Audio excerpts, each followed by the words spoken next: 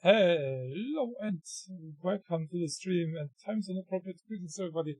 Welcome to number 54 of the Digital Homicides Streamcast with me and Lothar. And let me switch Lothar back on. Hi Lothar. Hi Triton, hi everyone. Wait, wrong one. That's the right one. Oh, hey. Oh, my camera almost works. Mine, even without turning any settings on or off, mine is working, but yours is not working. So yeah, I don't want to throw money into another webcam, that for sure. Yeah, but we will see. Maybe we get it fixed. But let me actually turn my settings to where they belong. But I didn't do that earlier, since switching to another scene would change it anyway. That's not too bad, but it's also a relatively bright screen behind me. Not behind me, in front of me. Here from Steam. From the rhythm event. Okay, can you say something? Yes, I can try to say something like that, for example. Alright, just wanted to check if your audio is coming fine through. Alright, anyway. Do you have a topic you want to start with? Otherwise, I have one. Yeah, let's start with your topic, because... Well, you see, I have a bit of a trouble right now to start it. Okay, you know what? You try to fix your cam and I talk about something that maybe nobody was surprised about. I wasn't. I mean, I didn't see the announcement right away, but I did see what Randy... Oh, you mean that announcement? Yeah, that announcement. What Randy... I'm looking for... I try to remember the name that I used for him. Well, Randy Pitchford. Anyway, so he made an announcement, even though the Borderlands movie tanked and I enjoyed it so much. People still go and watch it to see how bad it is, but hey, guys, you still give him money if you go watch the movie. Don't watch the movie. It's shit anyway. So, okay. And I'm gonna refuse to watch that movie even when it comes out on Prime or something like that. I really couldn't care less. It's mostly the cast that's that already pisses me off, besides the story and stuff they change that happened in the second game or something. Doesn't make any sense. But we were all so surprised about the announcement, well, I wasn't, of this movie. Oh, they still have that error on it. Okay, let me actually do what needs to be done in that case. As you can see, you see a trailer that's basically not telling you anything about the game. Besides... Well, that's a progress. Now I'm 2 squares trying to render. The only thing that it shows is that Phoenix again. I mean, anyway. So yeah, it doesn't show you anything about the game. How far are you in the border? You cut off in which one? In 3? Yeah. Yeah, no, I didn't finish it. But I think it ended with that. I read something about it. But yeah, okay, I didn't play this game or finish it. Me neither. And I really don't care. And for this game, I think I might come through. Yeah. Yeah. No. You're back. Yeah. Fine. Yeah, I really need to get rid of that camera. You already can see that I set it on ignore right when the announcement was done. And actually, you need... Is it 3 or 4 screenshots on a page? So I'm definitely going to report them later. We definitely saw a game with 2 or 3 screenshots, if I remember correctly. But that's, as far as I know, against the Steam TOS. You need more screenshots. Yeah, maybe. And they're not game screenshots anyway. It's a big publisher and not a small one. And this might be related to some iridium accident, whatever. But yeah, I could not care less. And it comes out next year. And a bit short comparing to. Well, let's say that. Let's This- give them the benefit of the doubt that they're working on Borderlands 4 for quite some time now. Like, really give them benefit of the doubt and not like they started to make it with the movie production.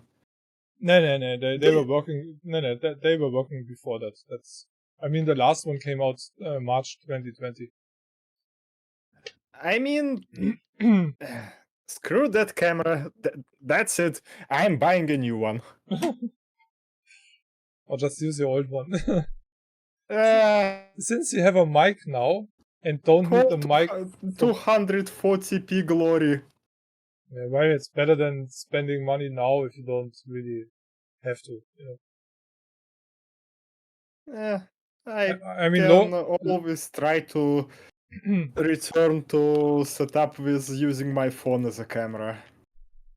Yeah, or that. Okay. Anyway, I'm not the only one who is really not interested in that game. A lot of people are like, yeah, 3 was really not good, so I'm expecting at least to be worse than 3. Oh, come on. If better. If we're gonna be completely honest, Borderlands didn't have good entry since 2. Yeah, that's sad but true. Yeah, that's the thing. A lot shit on Wonderlands as well. I do own Wonderlands. I never installed it. I couldn't care less for that game. Mostly because you walk around in a world map like in Diablo or something, and you have those big fucking heads that look so shit.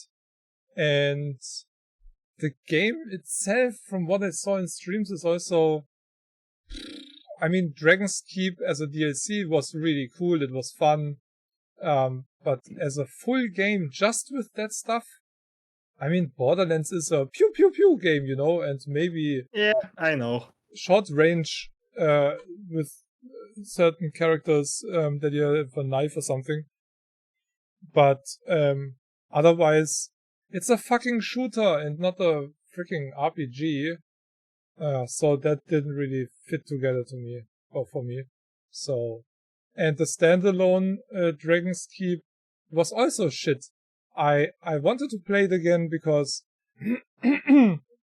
I wasn't sure if I finished it completely in the second one as a DLC. So I thought, come on, it was free, so take it. And 20 minutes in, I had to stop. I couldn't bear it anymore. As a standalone game, it's unplayable. Yeah, the story, it just doesn't make any sense. If it's in the game, yeah, it kinda fits into it, you know?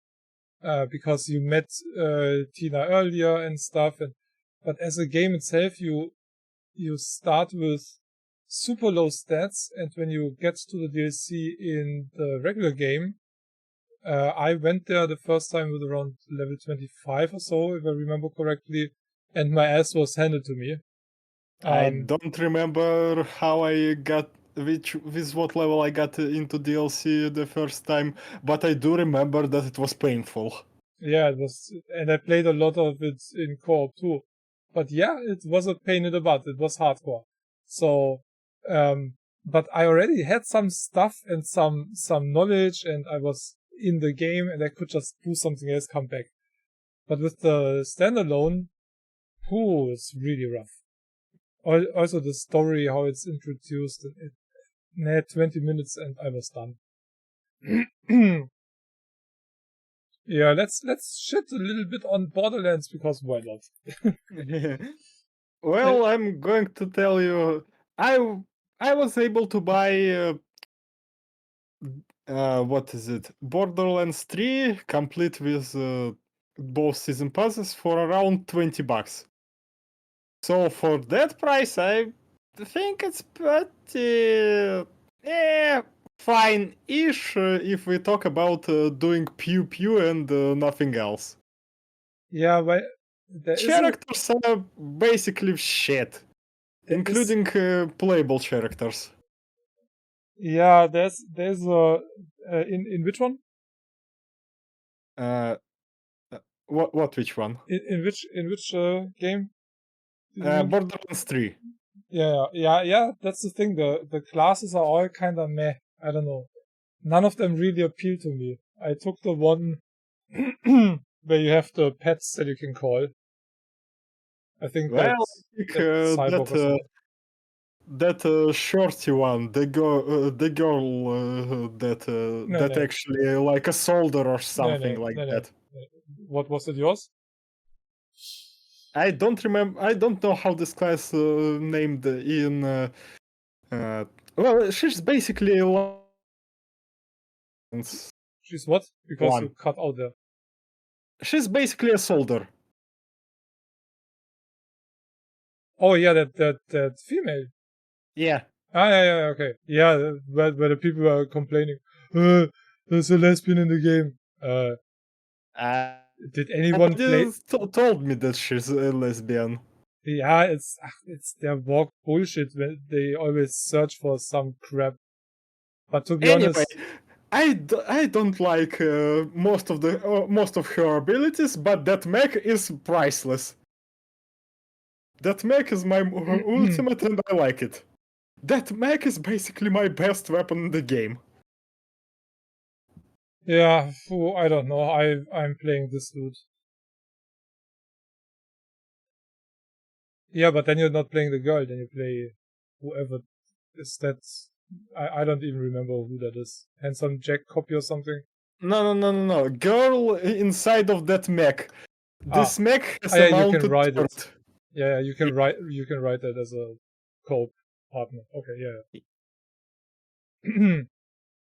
Yeah, sounded kind of interesting, but yeah, I don't know. I don't know. When it's come to writing, Borderlands 3 is basically the weakest one of all that I played. And I played Borderlands from Telltale. Yeah, well, that's more an adventure game, so. But yeah. I mean, usually when it comes to Telltale games, the writing is all over the place, but mostly on the weak side. That includes stories from Borderlands or whatever the games was called. Yeah, And Borderlands 3, it's pretty weak even compared to that game. I read something about that the writers from the second one left, and that's one of the main reasons why the writing in 3 is so shit. And I think they were already gone with the pre-sequel, because that's also a game that's. I tried it several times, but that physically hurts me to play. I didn't even want to own pre-sequel. I could buy also pre-sequel for cheap as dirt, but I was like, nope, I'm out of it. Yeah, I mean, I like Handsome Jack.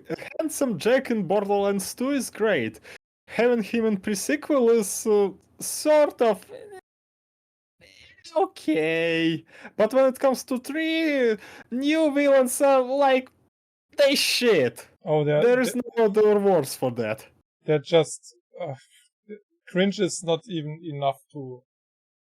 It's cringe is too kind of a word for them.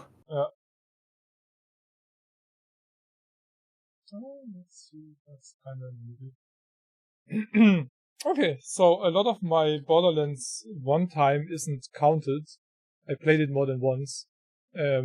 So I have 35 hours here. I have in the GOTY Enhanced nothing, because, well, I didn't play the first one again. But a lot of the time is outside of Steam counting as well. So, and for the second one, I have 170 hours. Played it 2-3 times. Borderlands 2 VR, I only have a bit over an hour, but I think I'm gonna continue that. That's pretty fun. Borderlands 2 VR? Yeah. I didn't even know that exists. Oh yeah. But the aiming is a bit weird in it, so yeah. Yeah, I get it. Specifically, I remember how some of those guns handled. Now the thing is mostly when you zoom. The zoom is a bit weird in VR, so but besides that it's pretty cool. Everything looks really nice in VR, and with the cel shading, performance is not an issue and stuff. And yeah, it's basically the GOTY, I think. So I need to play that again, but didn't play it for a few years. Then 3, I played 37 hours. Didn't finish it once. The most I played was from one DLC, and I was lucky to actually accidentally activate the best of the 5 DLCs. Every DLC that came out afterwards became worse and worse. So, oh yeah, I played what's its face? I played that Wild West DLC, and it was like, bro. I actually had hopes for that, for the story, because it sounded pretty cool. Those were characters you know for a while, so you had some expectations what might happen. And then I read about it, and then I was like, oh, "Come on, how do you mess that up?" Pretty easy. You giving us unlikable bitch and making her main villain. Oh yeah. Also, her writing is like at best. Did they add that? Because I did not remember Bounty of Blood. That might not have been out back then. Yeah, I played that DLC. It's unlisted on the Steam store. Uh-huh. Wait, Okay. what? That's interesting. It might be part of season 2. No. Season 2 was only the director's cut and the designer's cut. Oh. But it might be part of the season passes. So it just says it's not it's unlisted from the search, so you cannot search it manually anymore. Still kind of weird. And what's with Amara final form then? Same, I guess. Yeah, it's the same. Might be part of one of the free cosmetics, free heroes, blah blah blah. Maybe from that, I don't know. Well, mostly negative. It's all we need to know about it. But what I played was Moxie's Heist of the Handsome Jackpot. Yeah, I'm basically playing this DLC right now. And I think that's the only one that's very positive. And I played most of it in co-op. That was fun, and the story was fun because of Moxie and Handsome Jack, and that felt like the Borderlands I expected to get with 3. But everything outside of that was just, I don't like this DLC specifically mechanically because of a lot of robots. I have to use corrosion weapon, and my corrosion weapon is well, it's lacking like 10 levels. Yeah, well, it might not be the best to start this when you're like 10 hours into the regular game, which I kinda did. Because the way you activate the DLC was not really clear. When I just chose a mission, and it ended up to be the starting mission for that quest, and it's not like you stop that quest and do something else and continue then, because the thing with and that always pissed me off in Borderlands, the moment you get in a new area, it has a certain level, which is normally above your level for 1 or 2 levels, something like that. But if you don't continue now and come back later, well, it's still that level, so you're overpowered. Oh, it have basically rubber banding. First level, introductory level, yes, it will be below your level, but the second mission after that, the enemies will be rubber banded to your level. Ah, okay.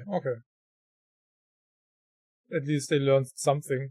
But yeah, after this game and the writing and the cringe antagonists and the idea of the movie was already shit, but to continue with the franchise after this, wow.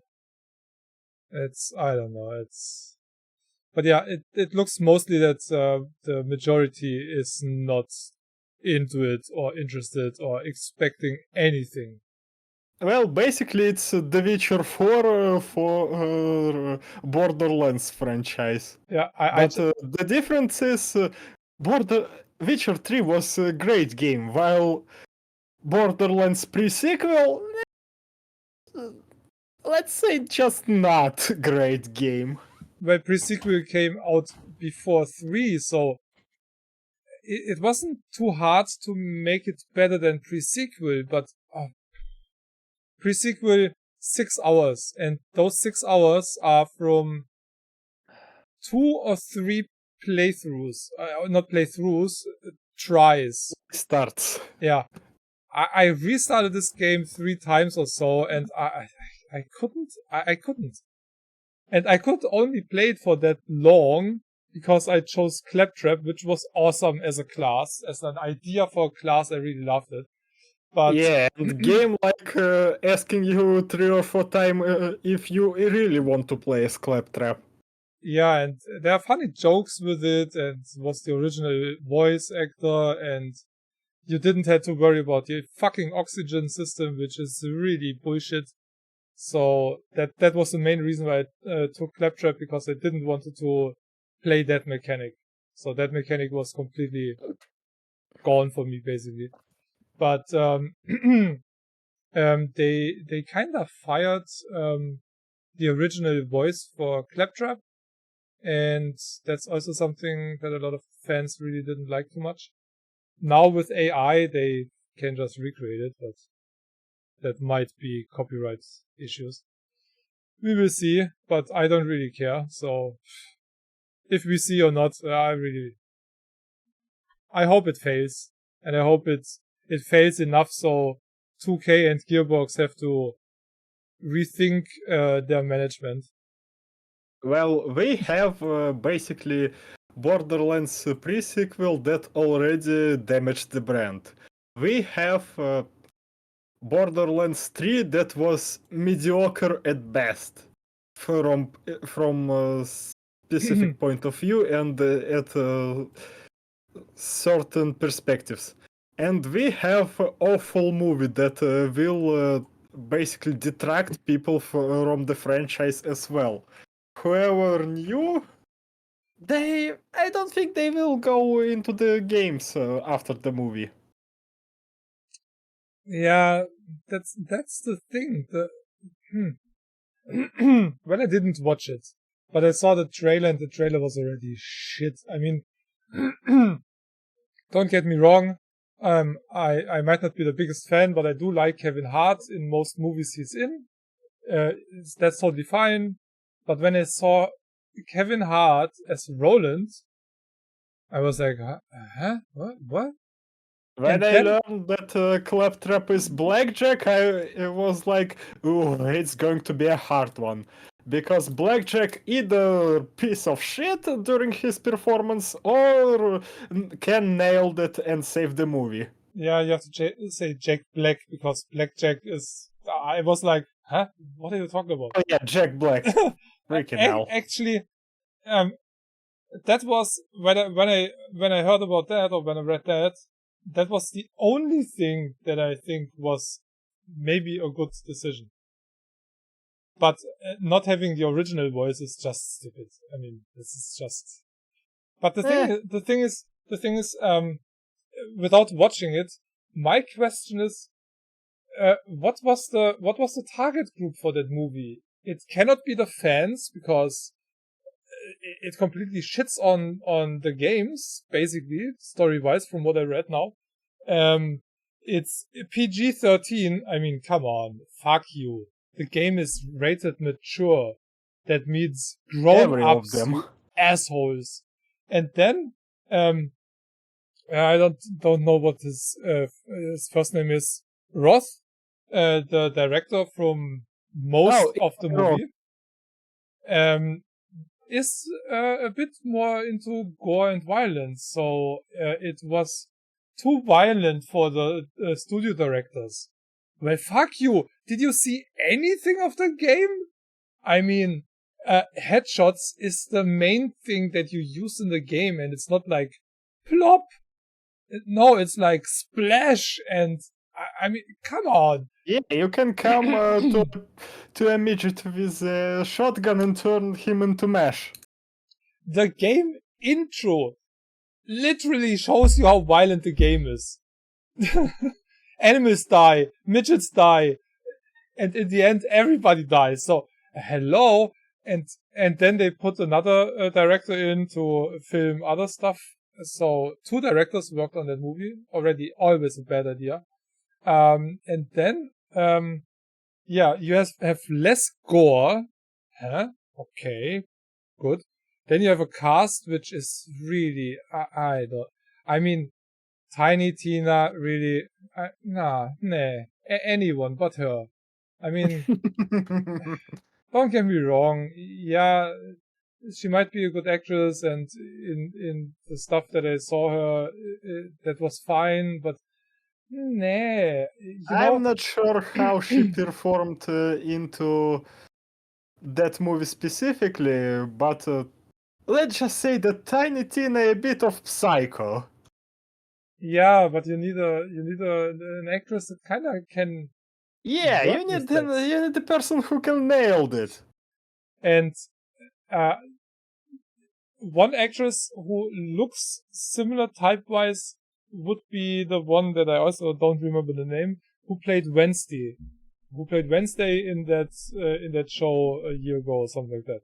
Oh, that Addams show. Yeah, that Addams Family was Wednesday. Popular. Exactly. She could play a more psycho girl, I think, and somebody that I would have been one of my first choices, even though she's normally too old for Tiny Tina. But the actress wasn't too old for Tiny Tina. yeah, true. But the one who played Hit Girl in the what's the name? Kick something. Fuck, in that strange superhero movie. Kick-Ass. Kick-Ass. Yeah. Who played the little girl. Oh yeah, she's way out of the age. Yeah, that's true, but she still looks really young. Oh yeah. Might have worked from the type, you know. Maybe, but who knows how she would fit into the movie. Or something, some really young girl, you know. A freaking child who plays Tina. I mean, Tiny Tina in Borderlands 2 is a child. What is she, like 12 or something? Yeah, something like that. So, yeah, that was just shit. And, she's one of my favorite characters in the whole franchise, and they completely messed her up. So, fuck you. Watch that movie. I don't watch it. So I think, when you compare some franchises that have been getting some movie or series attention, I'm really not the biggest fan of Todd Howard, but at least he does everything to try to make the franchise survive, right? So. Well, if we're talking about Fallout 76, which not only still exists, but somehow milking its fans, then yeah. It gets constant updates and stuff, and it gets better and better, so it's not getting worse. Let's not talk about the Fallout 4 update, but they at least try to get better, you know. Randy, I don't know. Everybody is shitting on him. I mean, everybody's shitting on Todd as well, but well, everybody's shitting on Randy for a long time, and he doesn't like it for a long time as well. yeah, and he doesn't care. He doesn't. If you piss him off, which I personally managed to do, I'm blocked on Twitter finally by him. I feel kind of honored to be banned by him because he chose to ban my account when I tweeted a few times, and I think I hit the nerve every single fucking time. He stopped responding, so his chills responded that, oh, Borderlands, oh, really good game. Until those came out who saw it like me, because the shooting and everything is really fun. The graphics were good, but the story, I mean, if people say, yeah, but you don't play the game for the story, are you stupid? I mean, Story is a part of a game experience. At least the first time I listen to stuff and want to know why I kill people, why I do go over there, who is that I'm killing, or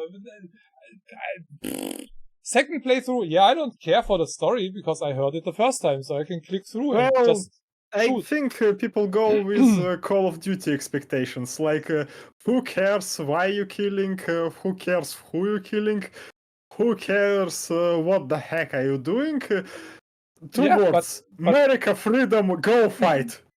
But then everybody of those is doing it wrong, and it's not me. When I play a game, I know I can play a game like Borderlands in 15 hours or so if I rush through and just play the main story. But, sorry, then you're doing it wrong. I wouldn't call it wrong. It's still one of the ways to play this game, but you lacking of full impact. Well, if I get an open world RPG looter shooter, the main game is side quests. So, if you just... Okay, true. You can finish The Witcher 3 in, let's say, 20 to 40 hours or so, if you just play the main quest. Also true. If you play every side quest, you get over 150 hours. 120, thank you very much. With all add-ons, it's more like 150, as far as I know. Anyway, you can play more than 3 times as much if you want to have the whole game. So yeah, if you get a huge game, but it's like you don't buy a freaking sports car with 500 horsepower and then only drive it in a town for shopping. I mean, at least once in a while. That, but it would be a bit of strange. Yeah, every once in a while you will go on the highway and pedal to the metal, because otherwise where's the point in getting it? So you wouldn't complain, oh, it has too much power. Well, you bought it with that much power, so if you didn't wanted it, don't buy it. Same with games. If you don't want to have a game that's so huge, don't get it. But don't complain if you rush through it. And if you don't want to be challenged in the game, don't buy From Software game. Yeah, that's the next thing. Oh, the game is too hard. Please make it easier. You get an add-on for one of the hardest games out, I think. I mean, I don't know, but some people call it the hardest game. Yeah, I mean, some call it that. But if I personally would get an add-on for a hard game, I want a harder experience than the main game. Yeah, because you already saw what main game can offer, and you basically upped your skill. Yeah, exactly. And you need a new challenge. And then there are people who played the original and then come to the add-on and it's too hard. And I don't like that mechanic. And oh, bosses don't let me heal anymore. Yeah, well, I mean, you have to adapt. That's kinda part of the whole freaking From Software games. Yeah, if with original, with the main game of Elden Ring, I wouldn't tell Git Good because it have, let's just say, one of the lowest expectations from the start, and a lot of people can get along with it. And when it comes to additional content like Mog and Millennia, it's way harder than the end game. And I learned that I'm not too far away from her, actually. So Yeah, all you need is to kill Commander Nile. Good luck with that. I don't know what that is. That a dude with a lens? Yep. I think I saw his fight. I'm not sure. Eh. Nah, I downed others before, so but I really I need to play the game for a few hours with some cannon fodder mobs, because I really sucked the last time I played. I tried it. Just give up and let me carry you. So bad. I think I told you I'm where the big dragon is with the other dragons around that you can farm, and I went into that castle. There's nothing that I need. There's the respawn right in front of it, so I just went in and I was like, hey, no problem. It's just a bed over here and something over there. Yeah, I can handle that. I've been here several times. Go in, jump to the bed, hit it once. The bed is like, oh, hi there. Bam, bam, bam. Dead. I was like, wait, what? What just happened? I died so fast. Oh my god. But yeah, I had no runes or anything, so nothing to lose. So that's good. I can just die and die and die. It doesn't matter. And I will for the first 2 hours, I guess, until I get back to the game. First, I had to figure out where are the buttons? What do I have to... Oh, shit. What's going on here? Oh, that attack is over here. This is... Oh, okay. Yeah, I haven't played the game for a year or so, and played other games that might be similar, but super easy compared to it. So, yeah. Tales from the Borderlands. I don't know why it only shows 5 minutes. I think I played it in Epic. Tales from the Borderlands, it was so annoying. Well, I don't remember too much, but I remember one thing. In all the years, I never fell asleep on stream. Never. I was super tired and I started to slur my speech, and then I realized, okay, I'm way too tired. Goodbye. This is the first and only game where I actually fell asleep while streaming. Oh, so I am the fool for finishing this game. Yay.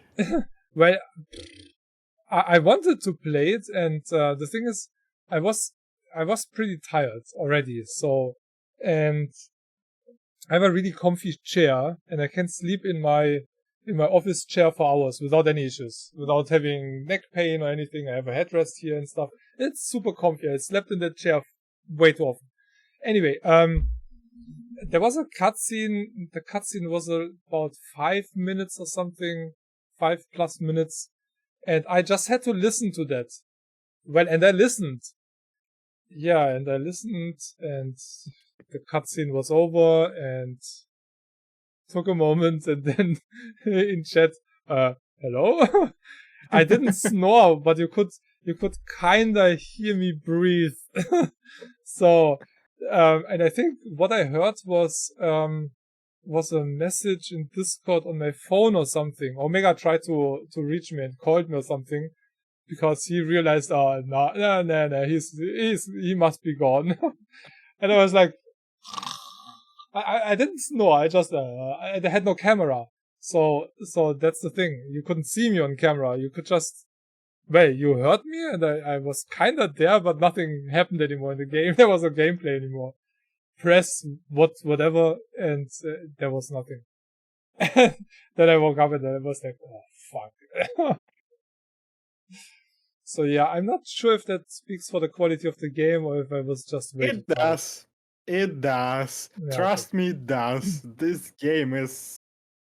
I got Let's it. say that it's one of those Telltales. Let's make a lightning hit twice again.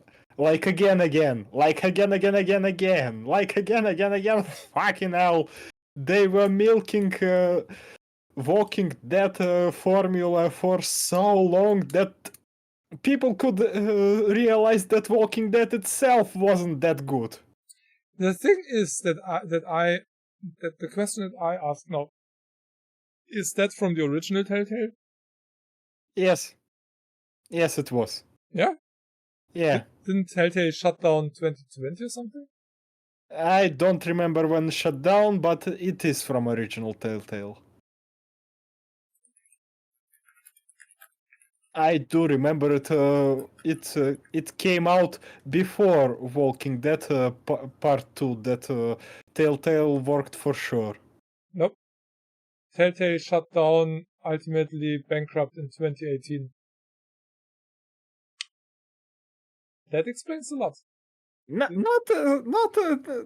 really a lot, because this game specifically from though specifically repeating Telltale formula. Yeah. I mean, yeah, it copied the formula and everything, but Let's say that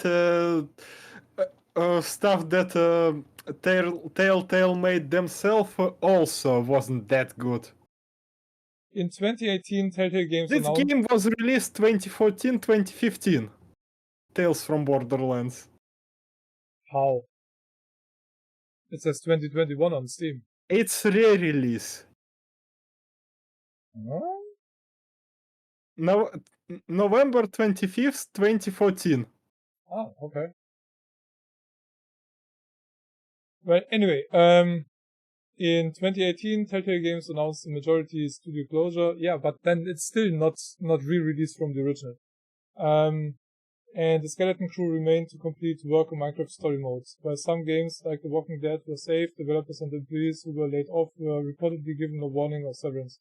Telltale's former management is currently facing a class action lawsuit over violating California labor laws.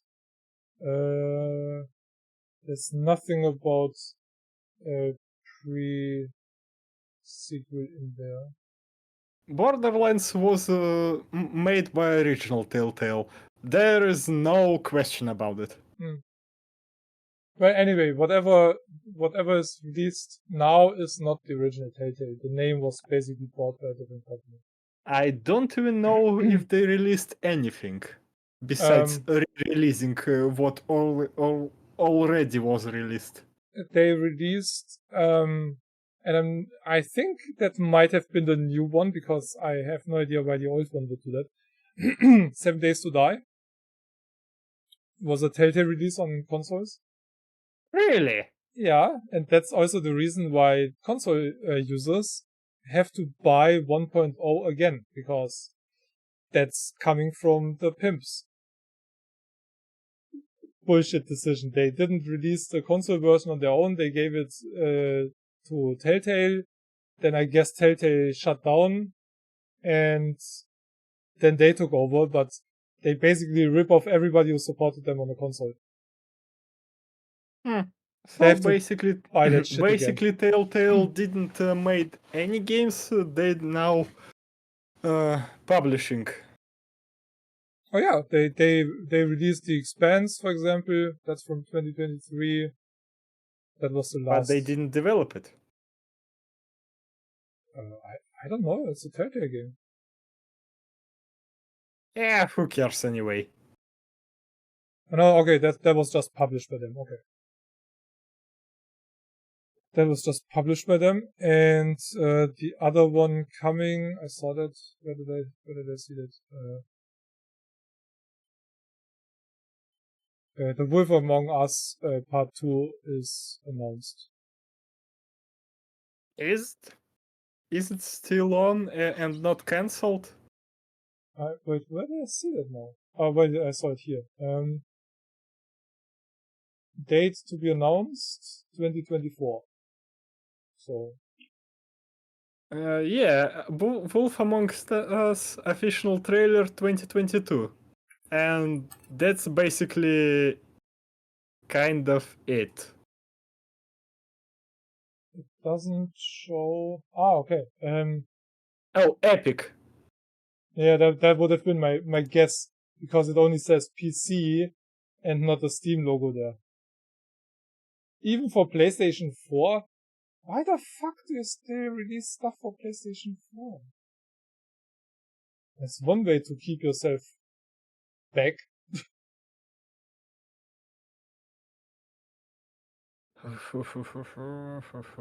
Okay, anyway.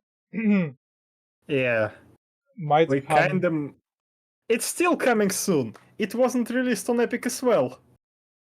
But it does have a page there, right? Yes. Yeah, it And doesn't it have a Steam says page. only coming soon. That's it. Yeah, to be announced 2024. I mean, there's still 4 months left. So. OS to be decided, processor to be decided, memory to be decided, graphics to be decided. Yeah, well, language is basically every language under the sun. Yeah, I mean, with a game like that, you just put it in AI and let it translate and be done with it. I don't expect highest quality from that. I don't think that this game is still in development. So. I really have zero hopes for it. Well, Telltale is not the original Telltale anymore, and that should be enough to know that the quality cannot be the same. Quality in we quotes. can't judge that because we didn't see anything from new Telltale.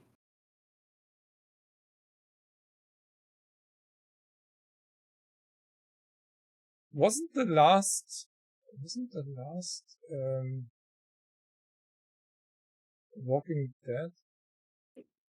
They finished it. Original Telltale started it and it was finished with Skeleton Crew. You basically read about that. Oh. Yeah, the only thing they did was publishing that. Yes. So then the Among Us new game might not be made by them, just published. At least on Epic it says that new Wolf Among Us is basically developed by them as well. Okay, it says in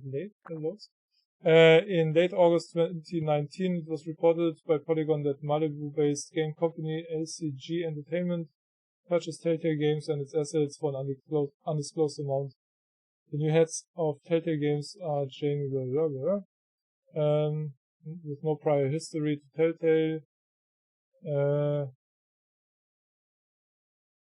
The new Telltale will sell some of the company's back catalog and work on new games based on a few Telltale associated properties.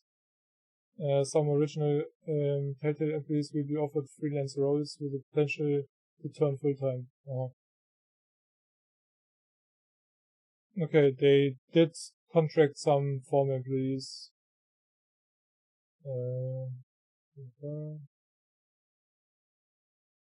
Minecraft went back to Microsoft, Marvel went back to Marvel, The Walking Dead went to Skybound.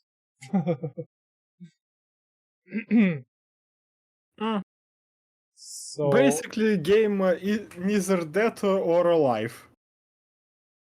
Yeah, so it's either Among Us or nothing much that they have left. I'm not sure if they still hold the rights or the license for Batman.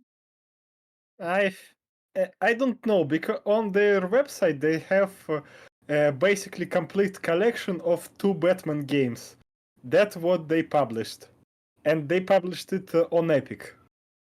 Yeah, they're on Steam too. I just mean if they still hold the rights as a bundle to the license. I mean. I think not. It should go back to DC, and DC in hot water basically. It always depends. It's normally time related, and as long as the game is still sold, yeah, I don't know. I really have no idea. But yeah, Telltale is just not Telltale anymore, just like other companies that used to be good back in the day are not anymore. Rare is not Rare anymore.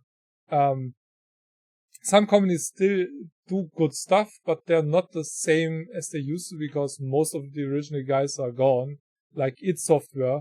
They still make good stuff, but, well, it's a Bethesda company now. So, and a lot of those original guys, Carmack and whatnot, they're all gone. So,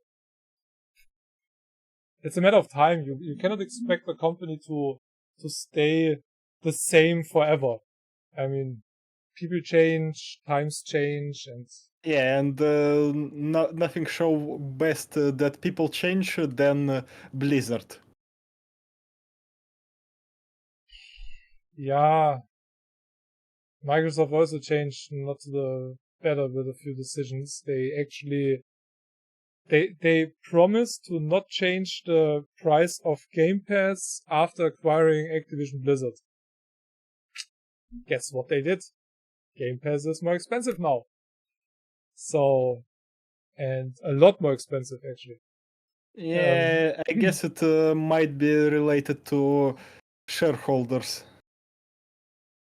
Well, it's maybe also related to the billions they paid to acquire Activision Blizzard, but I mean, in my opinion, it's still the best service that you can get with the biggest amount of games over It's several platforms. it's out of questions.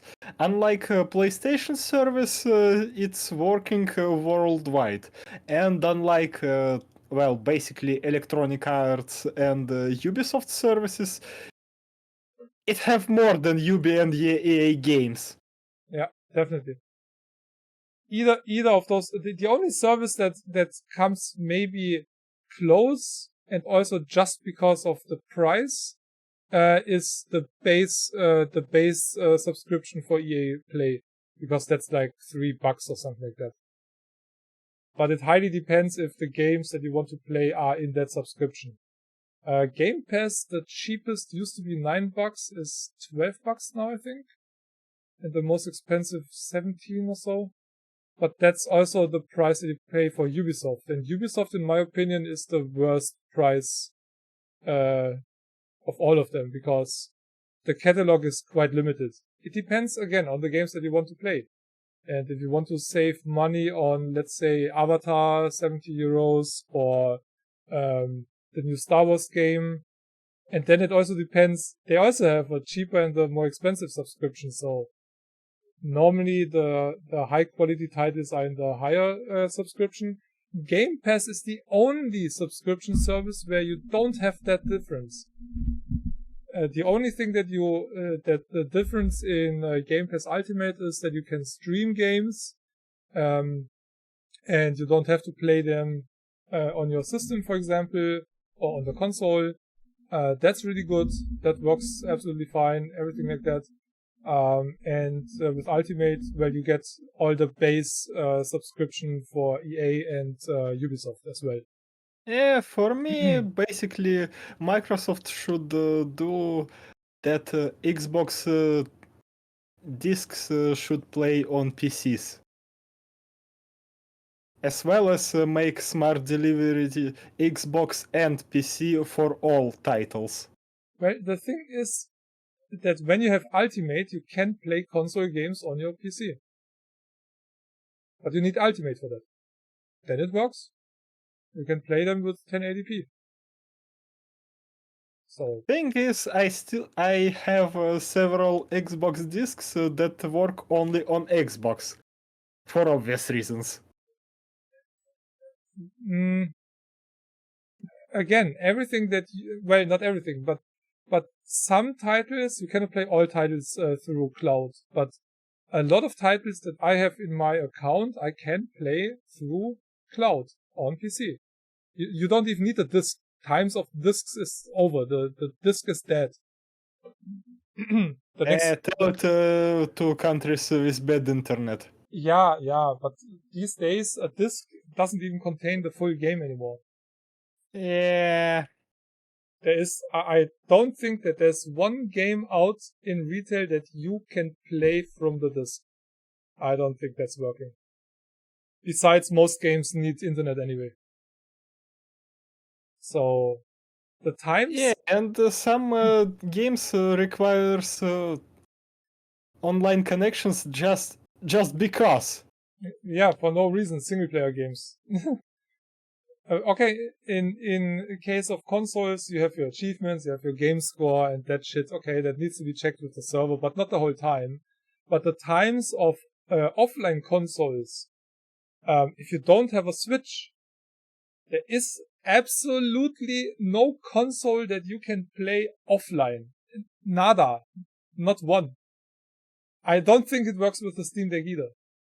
It might work with those other handheld Windows 10 or Windows 11 mini PCs, because what you download and install on your PC is normally on your PC if you don't need Steam for it. But there are ways to get around that. If you want to play offline, just install the game through Steam and then get a crack for it.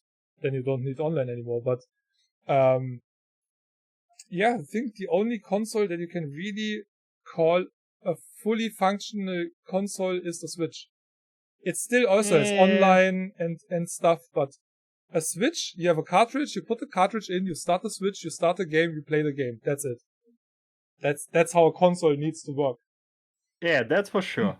And these days, when you buy something for the PlayStation or for the Xbox in the store, you get the package and a card inside with the key. You oftentimes don't even have a disc in it. So if you live somewhere with bad internet, you're basically fucked as a gamer these days. And that sucks, and it gets worse. This might be the last generation of consoles that will have a way to install a physical game. Because, Microsoft already said retail for the next generation is not interesting. It's basically, retail is dead. They have Game Pass, they have the Xbox systems. They don't need retail anymore. And what pisses me off the most about all that change... And they bought a lot of developers, so there is no hope for third-party support. Yeah, besides that, but there will be no disk drive or anything. And you also buy your Blu-rays through the Windows Store and stuff, so you have Apple TV, you have Netflix, you have everything on the freaking Xbox now. So all you need is internet. That's all you need. But what pisses me off the most, a few years ago, you still in some cases had a difference between the digital game and the retail packaged product. So the digital used to be cheaper, and that makes sense because you don't have shipping, production, shipping, and that's all. Nothing. You basically take away the job of a ton of people that used to do all that. And they also killed the retail market. But now they ask $70 for a game that's 100% digital. Hey, if I pay $70 and I have a package that I can put somewhere and there's maybe a little statue with it or a little goodie or something. Back in the day, when I bought The Last Ninja 2 for the Commodore 64, there was a map of the game included. It was a regular package, not a collector's edition. We didn't have that bullshit back then. We had a game, that was it. And the devs or the publishers were like, hey, you know what? Thanks for the support. Here, have some goodies. Just because you bought our game. And there was a map in it, a printed map, and an original ninja mask. I still have that somewhere. Nothing special, nothing fancy, but it was a freaking ninja mask. A real cotton ninja mask in a regular game box. So, yeah, stuff like that was just normal. And I wouldn't even expect that. Just put the game in so I can install it when I'm in a hotel somewhere on vacation, so I can just play it from the fucking disc because I might not have internet there. But that's not possible anymore. Back in the day, cartridge, bam bam, N64, I don't care. But that's over, and that sucks. Because nowadays, they also don't have to finish their fucking games. They just, at 90%, they're like, you know what, it's good enough. The first few hours are bug-free, and endgame, they will not reach for the next few days. Come on, let's just sell it and finish the shit later. It's like, and then people why all those 8-bit and 16-bit consoles even sold on AliExpress and stuff like that. yeah, those emulator consoles and everything. Yeah, because back in the day, the games were not bug-free, yeah? Some games had real hardcore bugs, but it wasn't that bad. So some bugs you might never have seen, but those bugs were finished, so you had them forever in those games. Also funny when you see speedruns these days, and they still find new bugs and glitches in 30-year-old games to speed them up and skip stuff like in Zelda and whatnot. Oh yeah, if you do this and that, you can get through that wall. But then you have to punch the floor, open the menu, switch to the ocarina, close it, and then turn around and poof, you're behind the door. What the fuck? What? Huh? What? It's insane. So they had to make sure that the game is mostly perfect. Today, patch. Yeah, I get to old this shit. Yeah, those were the good days. Yeah. Specifically, that developer must be sure that his game is finishable. Yeah. Exactly. And back in the day, there was not, you can only play it for 2 hours. Hey, if I played a game and the game was broken, I went back to the fucking store and gave it back. I didn't really have those issues back in the day, but yeah. And the cool thing that you also don't have...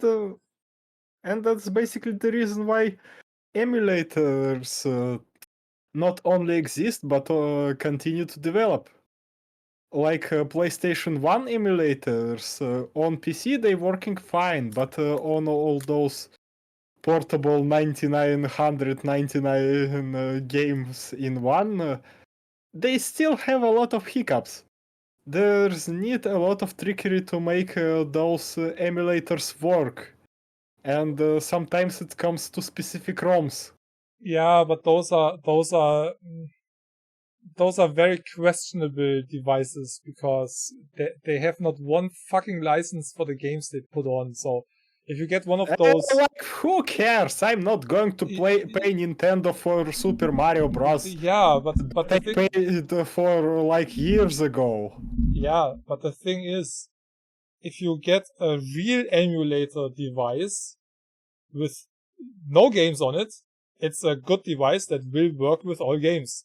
Those 20,000 in one bullshit, they don't fucking care. They just download everything, put it on, and that's up to you. I mean... Oh, yeah. 70% talking about. Yeah, 70% of the games cannot run on a shit mini console like that because they use the first or second edition Raspberry or I don't know, some really not capable device. If you look at the Raspberries now and all those mini PCs, holy shit, they have a ton of power. I mean, yeah. If you do it right, they can literally play almost anything. So, you wanna hear a stupid story? Basically, one of the Russian YouTubers bought one of those console with pre-built games, and he was surprised to see that this emulator console had only one PlayStation ROM in it. He tried to play that PlayStation ROM, and it worked like shit. Yeah, that's the thing. He tried to do, well, basically unimaginable and download additional ROMs for that console, and he also, for just for a laugh, download a couple of PlayStation ROMs. You know what most stupid thing is? Those ROMs worked fine. Haha. Was broken beyond belief.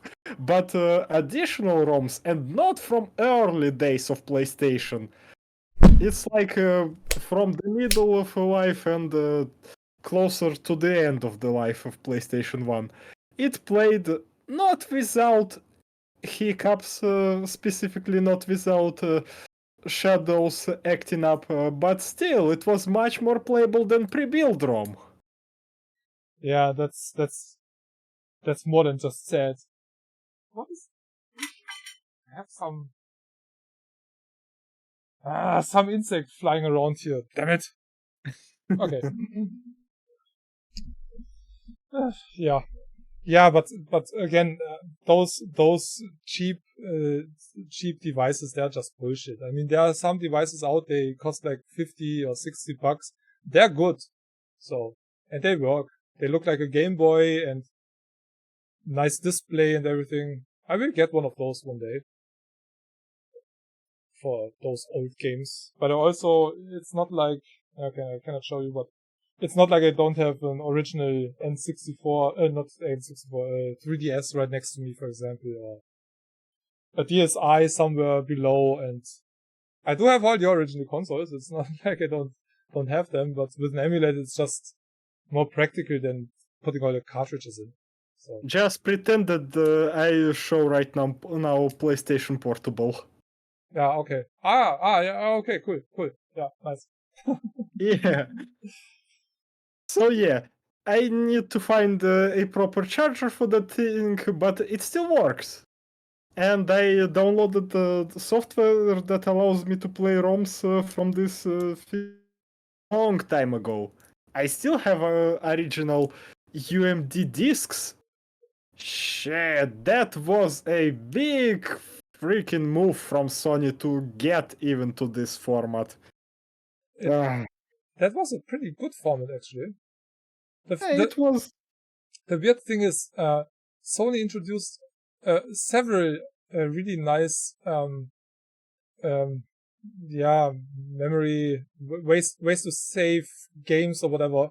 They had a mini disc which was superior audio quality back in the day, but also really expensive and not that easy to handle. You needed new devices at home and stuff, but as far as I know, the quality was just awesome, but it was way too expensive. I wanted to get into it, but yeah, and CD won. So Yeah, Sony basically made a lot of stupid decisions, like what was that called?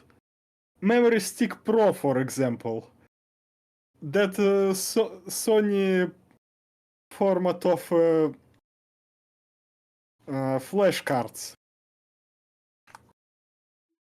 yeah, so I mean, Nintendo also had their own memory cards, so Well, and they were only useful for the consoles, but the yeah. UHD and No. When it comes to Memory Stick Pro from Sony, it was also used in their cameras. And people was forced to buy those memory sticks if they want to use their cameras and PlayStation portables. yeah, okay. But I guess it was more the development from the camera that went to the console. No, I actually don't know. I think it was from console to camera. Their main income back in the day was definitely not consoles. Yeah, true. So I think they had that system established in their cameras and thought, hey, we have that already. Why not use it in the console as well? And then adapted the console to that. I don't think that they put it in the console first and then were like, hey, you know what? Let's change all the cameras from people who never touch a console in their life. So I think it was the other way around. But I mean, I can understand that. Basically, main point is Sony did a lot of stupid shit like that, forcing people to adopt new technology that Sony themselves then abandoned. Well, it's pretty much the same that Apple did over the last few years until they were forced to stop their bullshit and use USB-C. which basically yeah. basically messed up everybody who had all the other stuff. And the next thing is the new Apple MacBooks are so thin, there is no regular USB on it. So you do need either a hub or whatever, and it's just Apple doing Apple thing. yeah, that's the thing. So I'm happy that they got forced to adapt to the same USB standard and not have a new stick every fucking time you buy a new iPhone or tablet or whatever. I think every generation had basically a new cable to use, and the quality of the cable is worse as shit. So I think it was mostly Thunderbolt for last couple of years. But their own system. I have Thunderbolt on my PC. I couldn't use Thunderbolt is a standard for a long time, and it didn't change for a long time. Apple makes their own thing. That's the thing. But FireWire isn't really used much. I mean, it's maybe used in professional studios and areas, but for the regular home user, I never had any reason to consider FireWire in my life, and I worked with graphics and everything, so I think FireWire is mostly interesting if you do a lot with video editing and stuff like that. But besides that, it's not a standard that will be needed any longer, I think. With new USB and new HDMI and whatnot, we have a ton of ways to transfer files to a system now. Yeah. With really high speed, so But yeah, coming back to back in the day and when developers just released a patch and gave you new content and maybe a new character or whatnot, because well, you already had the game, they were working on it, they were giving you something back as a thank you, and or if they released a new updated version, they were like, you know what, without you, we couldn't have that new version, so thanks for supporting us back then. Here's the new version for free, because, well, without you, there wouldn't be a new version, so here, have it for free. I like developers who do that. Well, there are other developers too. Like the developers of Arizona Sunshine, which will get a remaster in... The heck is Arizona Sunshine anyway? What the heck that is? It's a VR Yes. zombie game. Oh, they are okay, I get it. Yeah, it's a VR zombie shooter.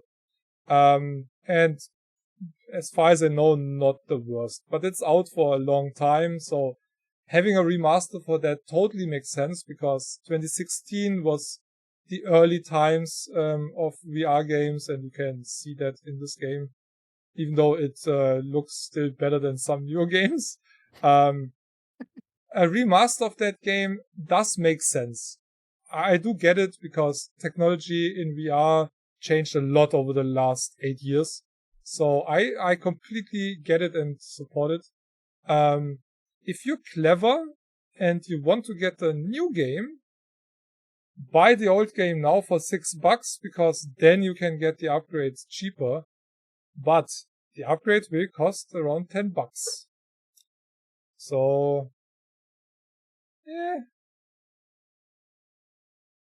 I'm not so sure. And there's also Arizona Sunshine 2 out already. So, I'm not sure what I'm supposed to think about it. Since there's 2 out, why do we need a remake of the first one? And why do I have to pay for that? That's the biggest question. But yeah, will be $10, and the morons went out right away with the announcement, incapable of actually reading. So you can pre-order it now, but you don't have to. and those who already own it cannot buy the upgrade yet because it will be released on release day. So if you want to have the remake now, you have to pre-order it. If you have the original, you just wait until it comes out, because then you can get it for $10. But in my opinion, too much. For this game, for Observer, they did something similar a few years ago and released System Redux with ray tracing, also on Unreal 5, I think. They did something for those who owned it already, the original, and I didn't pay for the original, so I was happy to get a Redux for a really low price. But they had a timed discount that was around a month or two before the actual release. So if you didn't go into your library in that month and you didn't see the update up here, which was there for weeks, well, you missed it. And you could get it for $5. And for $5, I was like, hey, you know what? I got the original for free. Thanks, developers. Let me get the new one, because I didn't finish the original. Still didn't finish the new one, but that's a different story.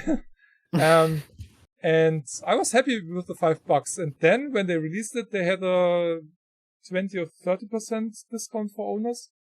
And people were pissed. And I was like, huh? They just had another sale not too long ago for the $5 again. So, but yeah, that's it's Flying Hawk, if I remember correctly. Flying Hawk or Wild Hawk? Who's developer? I don't remember. No, Blooper. Yeah. Blooper. I'm mixing them with somebody else. That's why people are also not too much or not too big of fans for that, because they did it with other games too. And Layers of Fear, for example, there was also no real big discount or so. They also did Blair Witch, which bored me to hell. So some people say that Blair Witch is one of the better games that they made. Well, I played it short after release, and it's a VR game. It's a VR game. It's not the one that I'm thinking about. No. Or is it? No, it's exactly the same game, but I played it in VR, so. Is it with the dog? So, but I don't know, I broke it at some part and it was just not enjoyable at all. It looked okay, but. Yeah, it is with the dog one. It was super boring. I don't know. I played it for 2 hours. I tried to play it for 2 hours, and then I had to end it because I just could not continue. It was impossible. I don't know if I soft locked it or if it was just a bug or so, but I didn't care. Let me see, August 2021.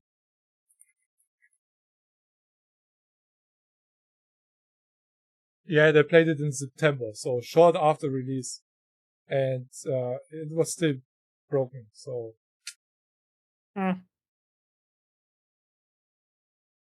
And there's not a lot of announcement was with that game. Yeah, I think it kinda was, but it was mainly a quest title, I think. I got a key for it and couldn't use it, and then they were like, yeah, that's for the quest, and I was like, yeah, I don't have a quest. I have the real thing. So, yeah. I'm kinda interested in Layers of Fear, but they also made a remake, and it's just... I'm not interested in Layers of Fear. It's... I don't know. What I saw from the story... Gameplay definitely not my cup of tea, and when it comes to this... Wait, what? I think I saw Silent Hill 2. There's no Silent Hill. Get back to the developer page. Yeah, they're working on it. That's not Yeah, new. damn it, Silent Hill 2 is doomed. I mean, they work on that for a while already. Didn't we talk about it on the stream already? We talked about that Silent Hill 2 in making, but I kinda just now realized who the developer is. Yeah, those guys. Yeah, okay, Silent Hill 2 is screwed. Yeah, I don't know. The thing is, they publish their own games on their own.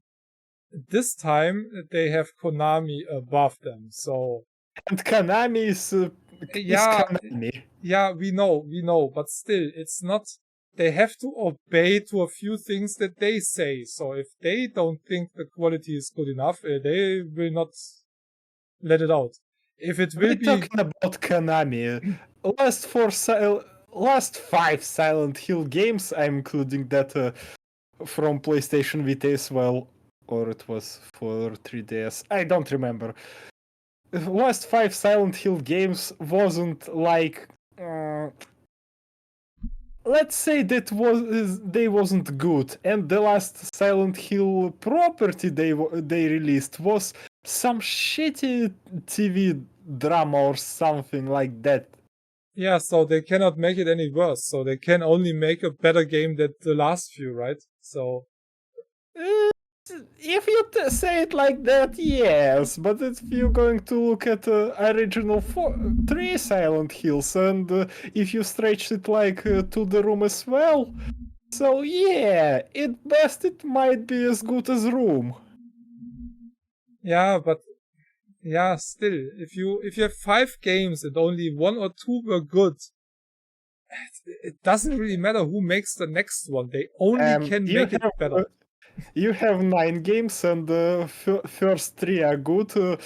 Fourth one is Yeah. So 60% of all Silent Hill games have been shit. So why wouldn't that be a better one than the last ones? Because this one comes actually from an experienced developer who knows their shit normally. But again, this is also not their typical game. It's a third-person game. The other games were walking simulator. Silent Hill is psychological horror, and they don't know how to make psychological horror. I saw that in the Layers of Fear. Yeah, it also depends on what is psychological horror for you. This looks more like a Resident Evil kind of action horror game. And that's not what Silent Hill need. Whatever was Kojima working on, it was great. Keep in mind, we don't have 1990 something. We have 2020 fucking 4. Times changed. I do realize that in a lot of situations, and some people should start realizing that too. I always hate when somebody says, yeah, but I did that 10 years. That doesn't fucking matter what you did 5 years ago. If laws changed, if the society changed, if whatever changed. Again, I said what Kojima was doing was great. PT had a lot of potential. How long is that? Kojima was working on it was great. That's 10 years ago. PT wasn't 10 years ago. What is 10? Okay, wait a second. When was PT? Okay, maybe not 10 years, but then 8 or so. It doesn't fucking matter when it was. It was 10 years ago. See? Okay, so 10 years changed so much in the gaming that it doesn't fucking matter if it was good back then. PT kickstarted first-person Resident Evil. Yeah, again, it doesn't matter. We have a different generation who is playing games now. Those who play games now and who are the target group for a lot of games are, let's say, around 16 or 18, okay? So they have been little childs when PT came out. They have no concept or idea of whatever PT is. They don't know Silent Hill. They didn't grow up with the PlayStation 1, 2, or 3. So you do have to keep that in mind. And that's the same with all the marketing and PR people and stuff. They don't aim a game like this at somebody like me or you. we are not the target group of that. We are part of the target group because we know the original and we might want to play it again in the new version. Me, not as much because I really don't care for Silent Hill, but, you have to keep that in mind. I also have to keep that in mind when they remake movies that don't need a remake, like Highlander, for example. Wait, what? Yeah. Okay. Yeah, I will so refuse that shit. Might, okay, for the new generation, okay, I kinda get it. But the original Highlander had the perfect actors, and it aged absolutely fine. It's from the 80s, you can still watch it absolutely fine. You don't need that as a new movie just to have more CGI and shit. Same with the Samurai movie that they remade, which was also from the 80s with Richard Chamberlain. You don't have to remake that. They had absolutely awesome builds back then, and everything looked historically accurate, and you don't need that. I saw a few trailers from the new one. Yeah, now you have those super fancy fight moves and all. They didn't have that shit back then. So it's not kung fu drama to have fancy fighting moves. Yeah, it's just shit. It doesn't need a remake. One remake of the last few years I kinda can accept, but also just because it's as close as possible to the original vision that they had for Dune. The new Dune, I watched it again. The first one, the second one I missed in the cinema. But I watched the first one again after I watched a documentary about the original vision for Dune. Now I like it, and it's actually a pretty good movie. I'm still more a fan of the 80s Lynch movie, but the new Dune is good because now they can use a lot of CGI and stuff that was just impossible back then. But they also remade Time Bandits as a series for Apple TV. I don't know if you know the movie The Time Bandits from the 80s. I'm not sure. It had also a really epic cast of actors, and it's a story about a few dwarfs who travel between times and different eras through special time doors, basically. And okay, for sure didn't see that movie. Okay, the movie is really awesome, and I think if I remember correctly, the guy who played Elliot in E.T. is the kid that goes with them. They kinda end up in his living room or something like that, and he goes with them, and they go to, I don't know, to Greece, to a king, and to some fantasy world here, and really awesome stuff. A few of the things they actually used in the series as well. But the main thing that made that movie so awesome is that you had all those dwarfs, and they were all known actors. One was from who played R2-D2 and stuff. So you have seen them in other movies. And the cool thing was they were fighting and they were stealing stuff. Well, they were bandits, so they stole stuff from one area, like 1000 before Christ, and then sold it back in the day, made money and stuff. So just because they were little people, it's well, you have your own comedy in it, and the action is different because, well, they can run through the legs and stuff. And in the show, yeah, they have little people, but not as the main characters. The main characters are just regular humans. And bam, it's completely uninteresting and gone for me. 100%. I'm not gonna watch it. Omega watched the show before he saw the movie. He liked the show, but I think he also understands why I will not watch it. And yeah, that's the thing. I don't know. It's sometimes you just have to accept that you're too old for the new shit. And I what you talking about is true for sure, but that doesn't make sense with Silent Hill specifically because they're remaking Silent Hill 2 and they don't start with Silent Hill 1. And when it comes to the movies, Silent Hill movies, well, they pretty shit. First one compared to the second one is fine at best, but let's say, as you said, they didn't grow up with PlayStation 1. They didn't they didn't own PlayStation. They didn't own PlayStation 2, neither PlayStation 3. But we're talking about era with PlayStation 1 and PlayStation 2. So the most accessible area they can get their hands on to get known Silent Hill is movies. And movies are bad. So it's going back to argument with Borderlands. The brand is damaged. You basically need start anew with Silent Hill and start with Silent Hill 1, like like Capcom did with Resident Evil. Resident Evil 1, Resident Evil 2, Resident Evil 3. Yeah, I do get your point, but was Homecoming the third one? Homecoming is it's the Shattered Memories, Origin, Homecoming, Downpool.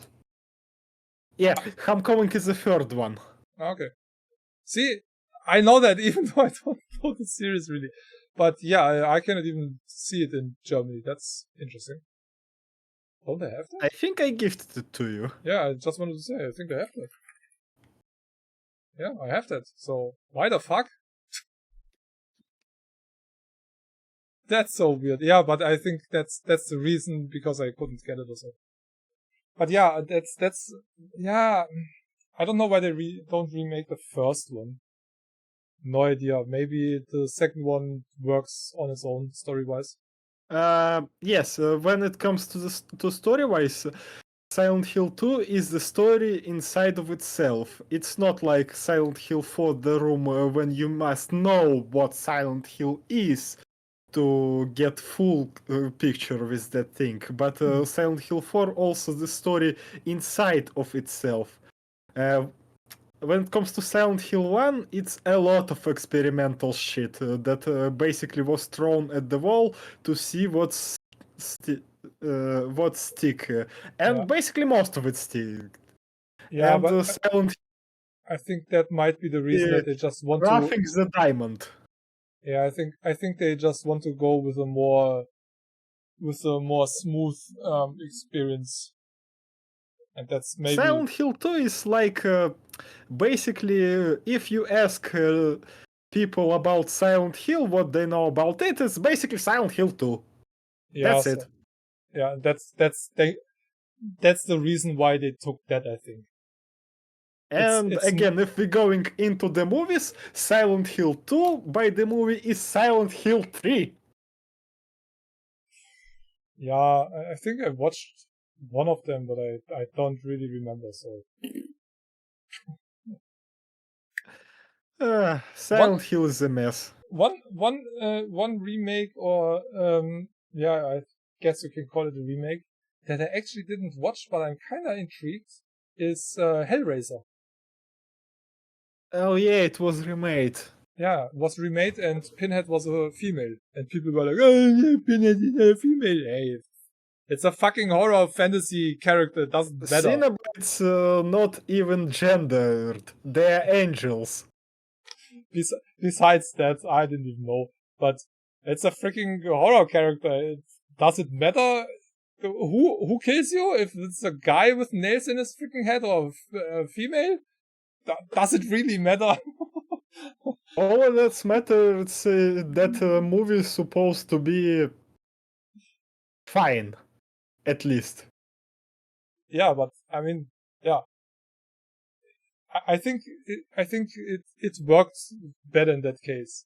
Or Halloween. also was kinda remaster but continuation, the last Halloween movie. So I didn't watch the last one. The last one that I watched was Rob Zombie movie.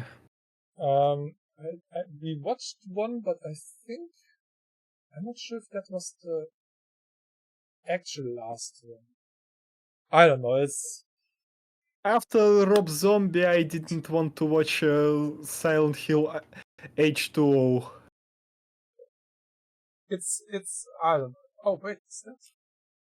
I have some taskbar in the background and I don't know where the freaking taskbar is coming from.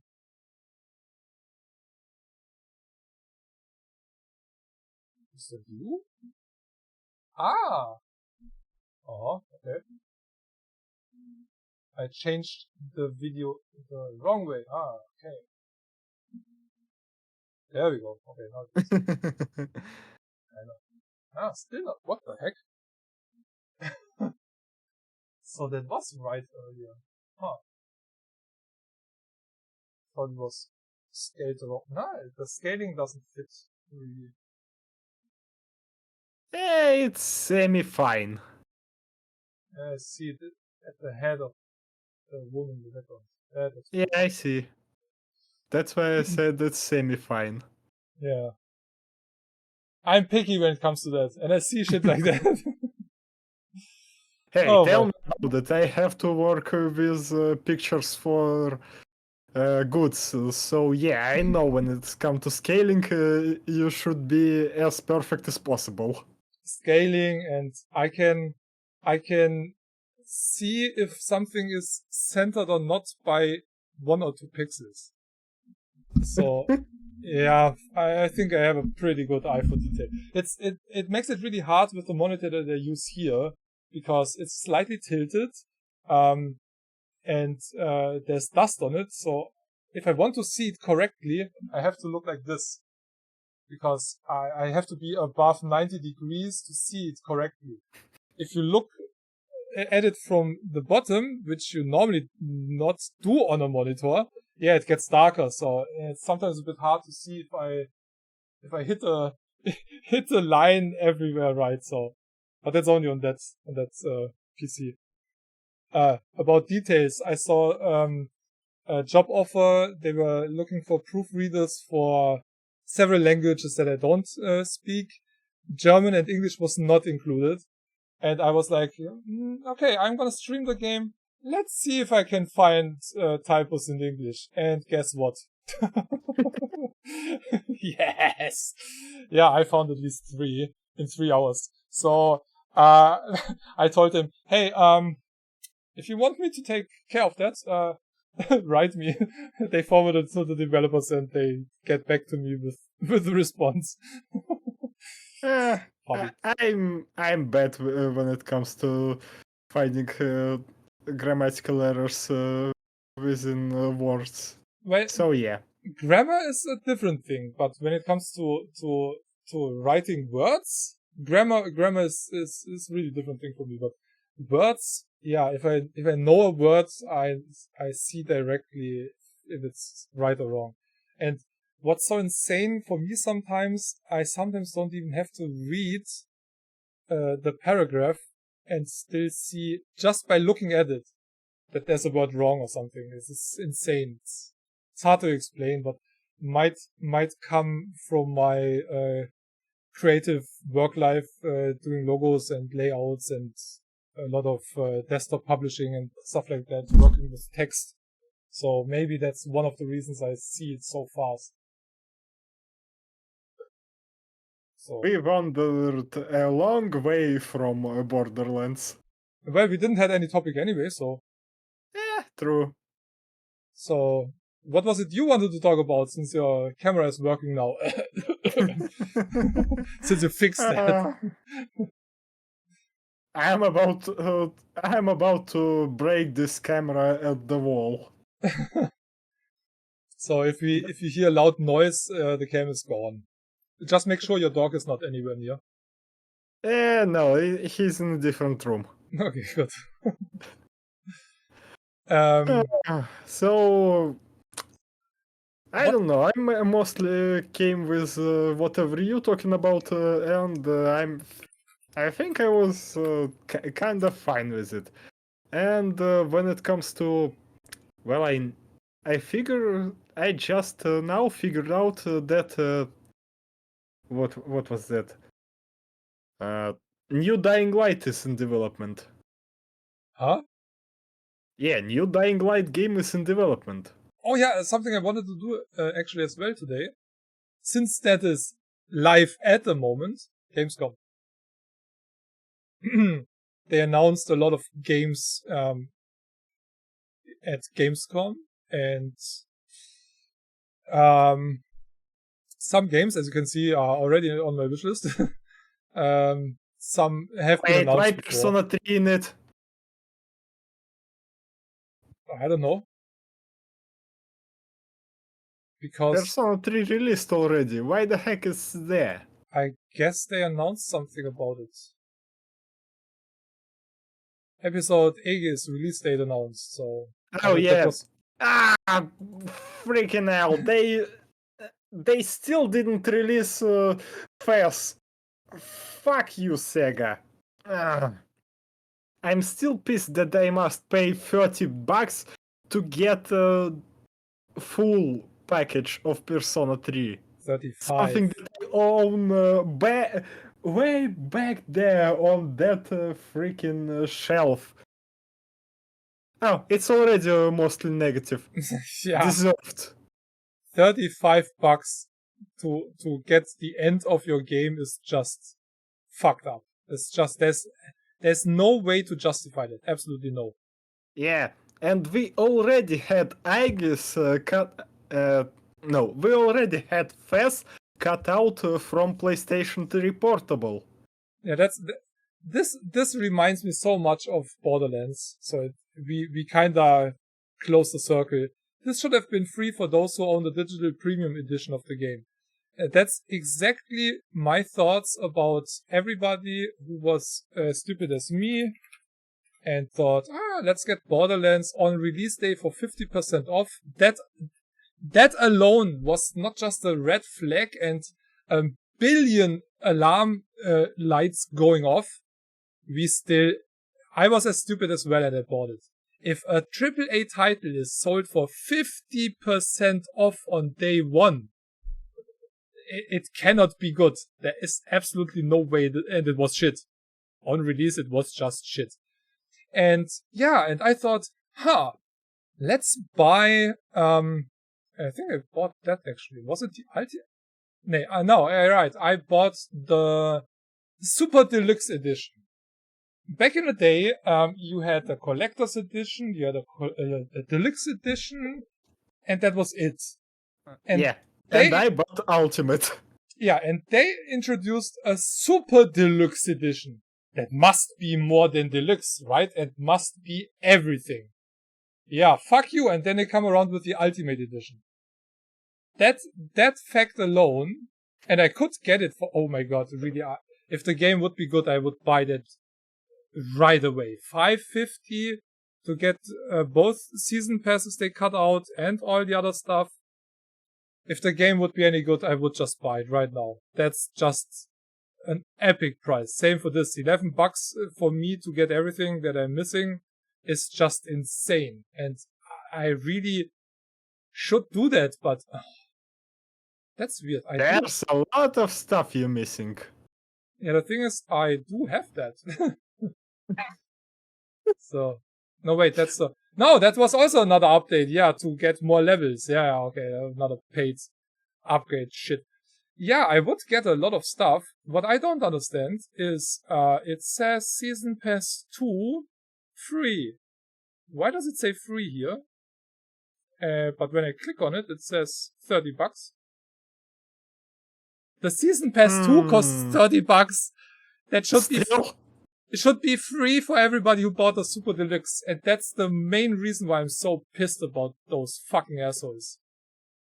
Yeah, and as I said, I paid around $25 to get both season pass with the original game. That's the reason why I even owned it.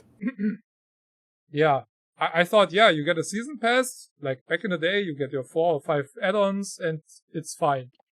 And yeah, then they... it was pre-time when a single-player game had 2 season passes.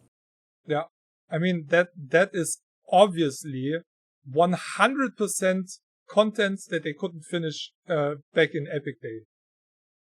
This is 100%, it couldn't be any more obvious that this was just not finished, and this should be in the normal game.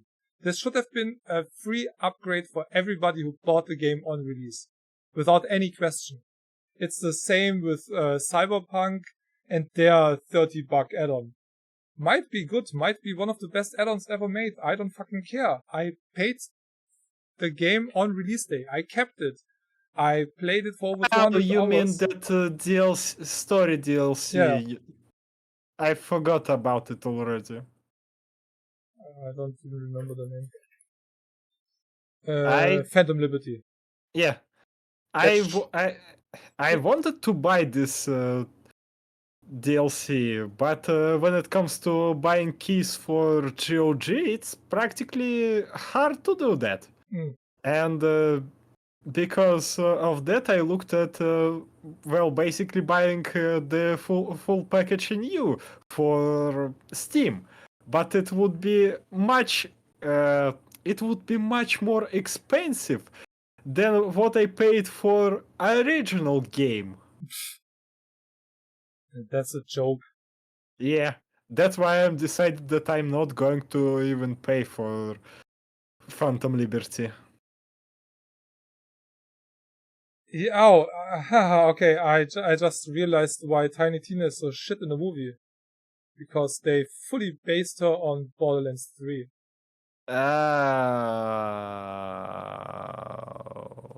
So that's why she looks like she looks like. Now the movie makes absolutely no fucking sense at all anymore. The movie is based around the first game, right? The first and the second game. Yeah, first game, mostly the first game, but yeah.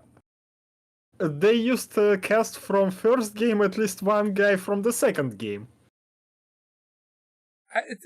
They even gave her the same fucking bunny ears from the third game.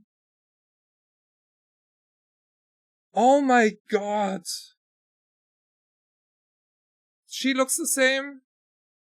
That's one of the few casts that might work.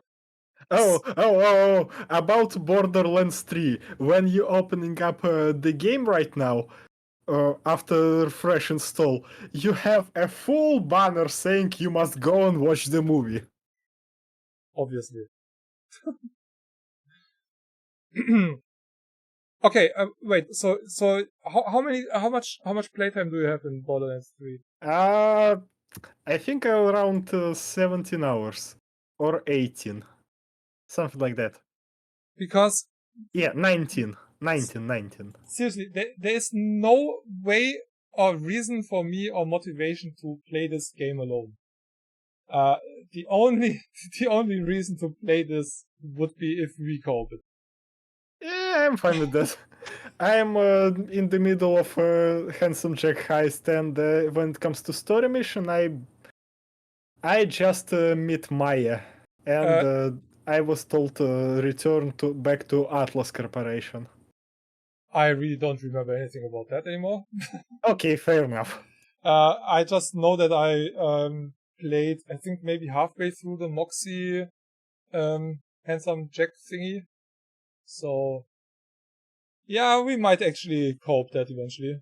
Don't count on it too much. Don't wait for me. Just play it. Yeah, I know. I remember how long it took us to play at least 2 hours of Dead Space 3.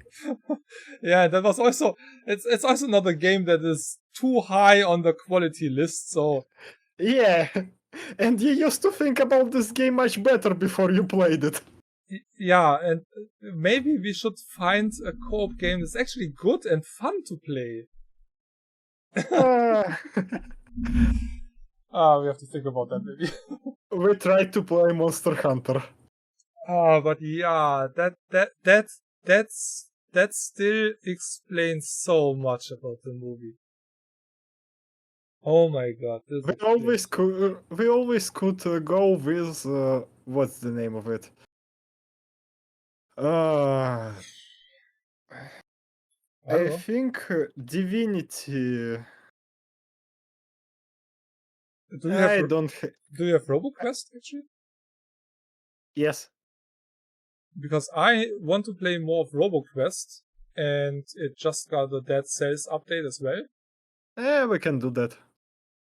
So yeah, we definitely should play that because it's really a good game. It's a fun game in co-op.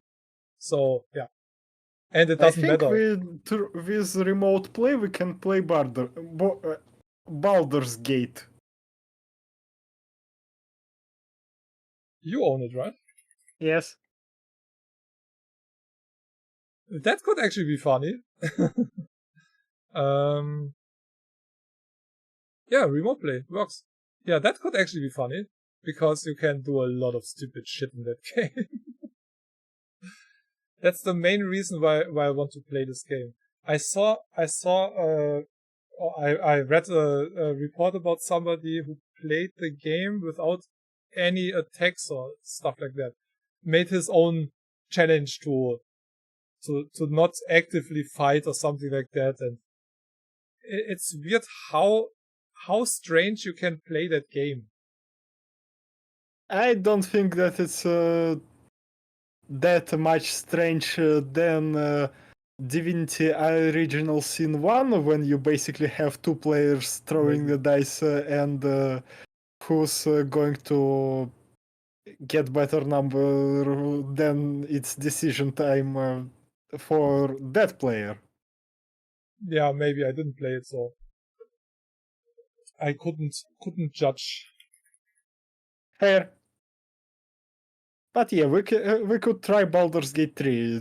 Besides me not liking it, this game, it might be much more interesting in co-op.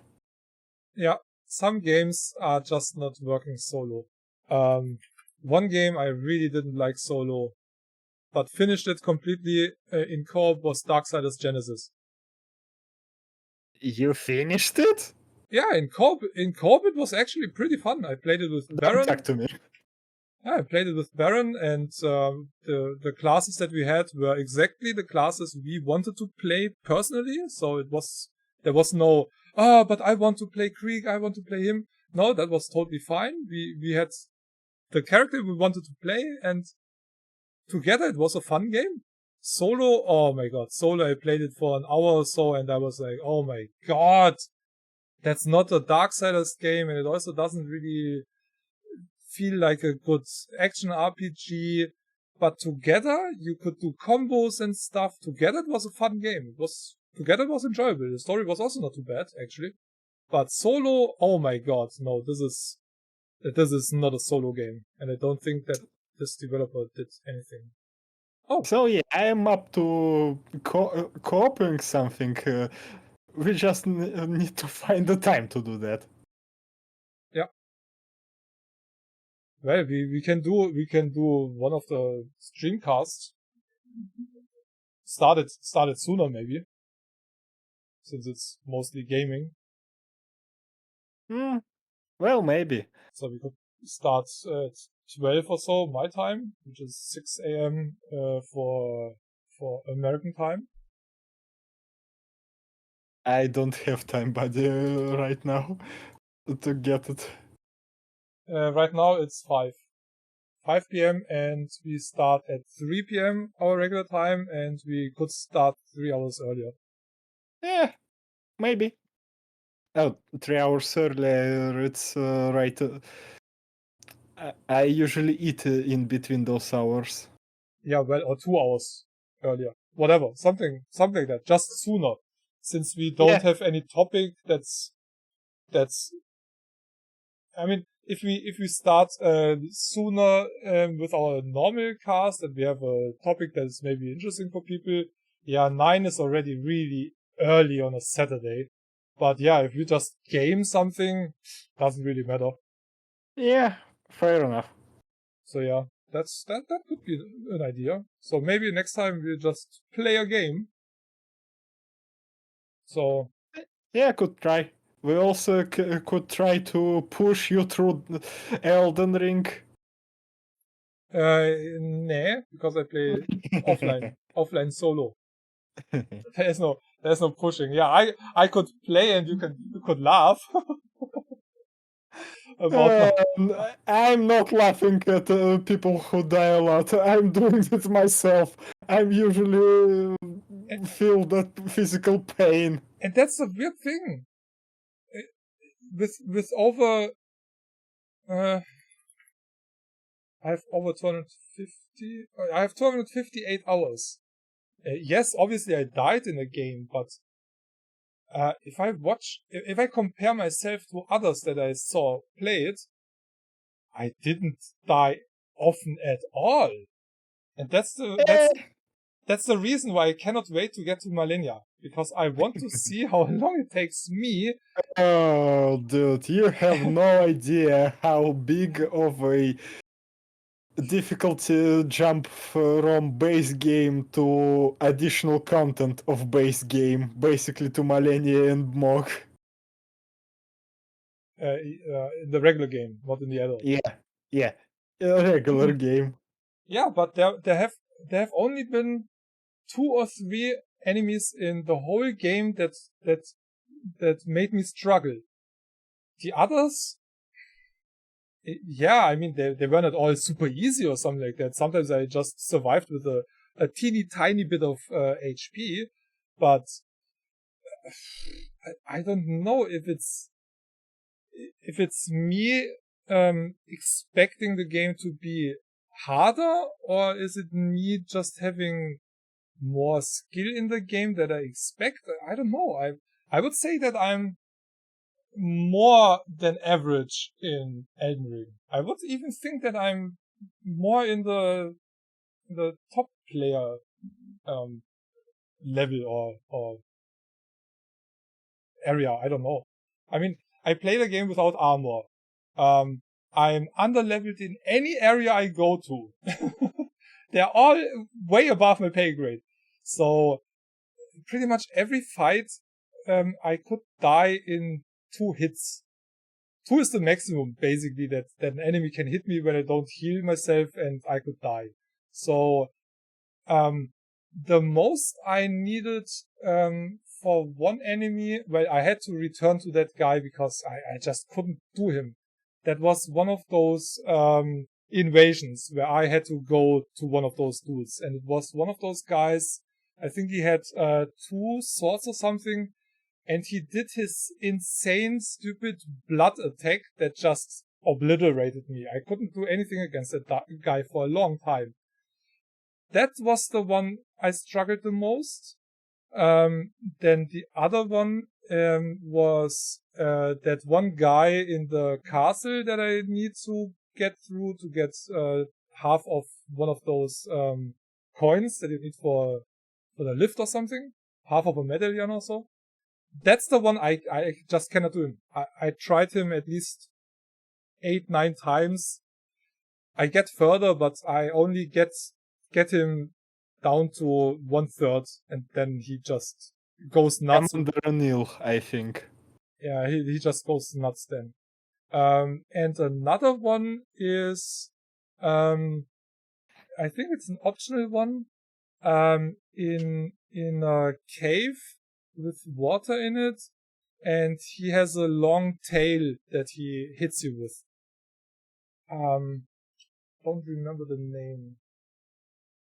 That one really, that's a I pain. have no idea what enemy you just described. There's a lot of enemies that have tails and they No, hit it's like an Asian, like those Chinese dragons kinda thing. And it's okay. Magma worm. Okay, I get no, it. no, it's not a worm. No. It's called like that. No, it's not. Let's see if I can find that. Oh wait, maybe I can see it in Fallen Star Beast. the... That would be... Uh, I think that might. No. The Fallen Star Beast is the one on top of that mountain. I only went. He also underground as well. Nah, but that's one of those crystallized blue thingies. No, that's a different one. I went to that guy on the tower, I think, on the mountain 2 times or so. I didn't really try him. I tried him once and it didn't last long. That guy is really a pain in the butt. No, it's not that guy. Let me see. I might have that here.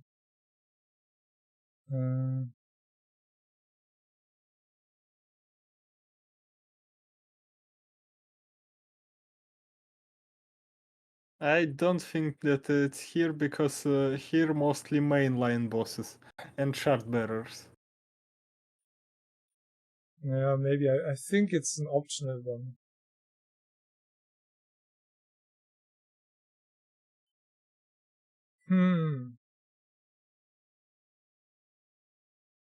That's definitely not one of those. Pastel? No.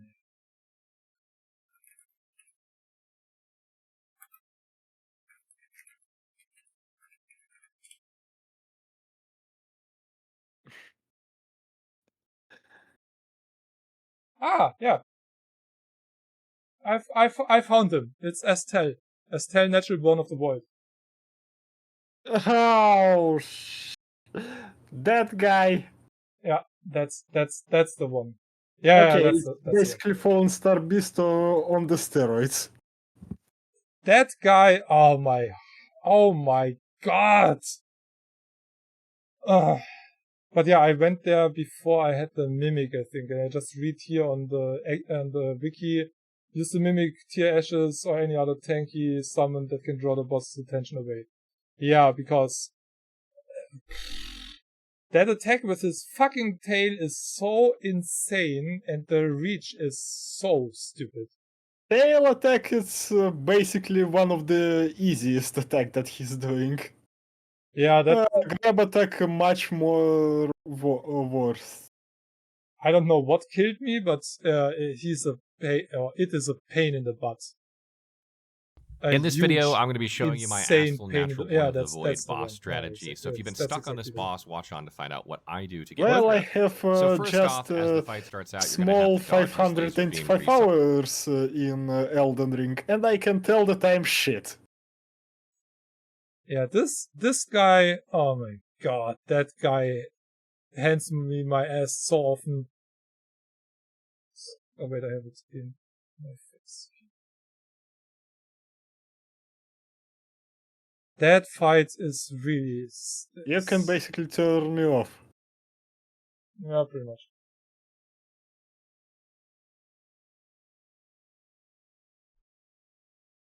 Yeah, that fight. I think I got him down to 1/3 or so, but I might actually watch a video how to do him, because yeah. It's Cyber Demon treatment from Doom Manual. You hit it till it die. Yeah, okay. Yeah, so that one... You don't need... Main thing with Estelle, you don't need to hit his head. You can hit every part of him. Yeah, head is basically weak point, but you can hit his arm, you can hit his body. Okay. Yeah, I guess that might have been my issue, because if you get close to his head, yeah, well. But yeah, this one is one of those where I didn't see any chance to get anywhere. Now I think I got him down 1/3, and that was it. That was the maximum I could do with that guy. And another one I had a little bit of issues, but only went there 2 or 3 times. And actually I tried him 2 times. Is the Fire Giant. But I kinda know that you want to use Torrent for that fight, so... Yeah, Fire Giant is it's definitely a fight. And, I did had a few nice encounters with how do those Erdtree dudes? Oh, Erdtree Avatar. Yeah. No. They are compared to other bosses in the game definitely harder, in my opinion. I don't know. Erdtree Avatar is pretty much piece easy for me. I can kill one with bare hands. Yeah, now. And even back in the days, I never had troubles with them. Well, it depends. I mean, okay, fair. Again, I never go to enemies where I'm overpowered. So for me, Erdtree Avatar just clicked. Okay. Yeah, the good thing about the Erdtree dudes is you have space. There was one who uses some rot attack or something. That one is close to an exit from another dungeon. That was a bit of a pain in the ass, but yeah, there is not a lot of space to maneuver, but that's normally the thing. Yeah, when you know how to fight him, there's a lot of space to maneuver it, basically. Yeah, I think that was the second or third that I saw, and I just left.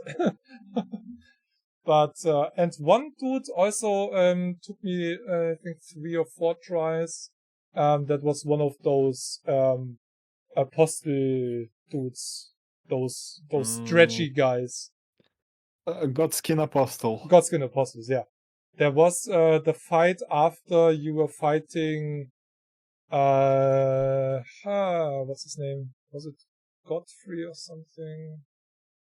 You fight one of those I think it was it Radar? No, that was a big one. It's been so long. You fight some lion dude before you get to the Godskin Noble, I think. And that fight was super easy, and that fucking apostle, I was like, come on, dude. Oh, I get it. You were encountering the summoning snail. It's summoning Godskin. No. It was aristocrat. Then it's summoning Godskin Apostle, and then you must kill the snail. No, it was in Leerwin Castle or something like that. Okay, in castle, there is no Godskin in the castle. Yeah, like I said, it's been a long time. You meet Godskin Apostle in the village where there's a lot of crazy ladies dancing next to the windmills on the top of the hill. And you meet Godskin Apostle in the tower when you're activating Radan rune, but you're going all the way down into the basement. You fought one in the basement. In the academy. It was in the academy. There is no Godskin in the academy. Wait, what is in there then? Was it academy? I think it was academy. In academy, you have 2 crystallets and you have Red Wolf of Radan. You have Rinala, and Who that's comes it. after the red? Yeah, the Red Wolf. That was the Rinala. one. After Red Wolf is Rinala.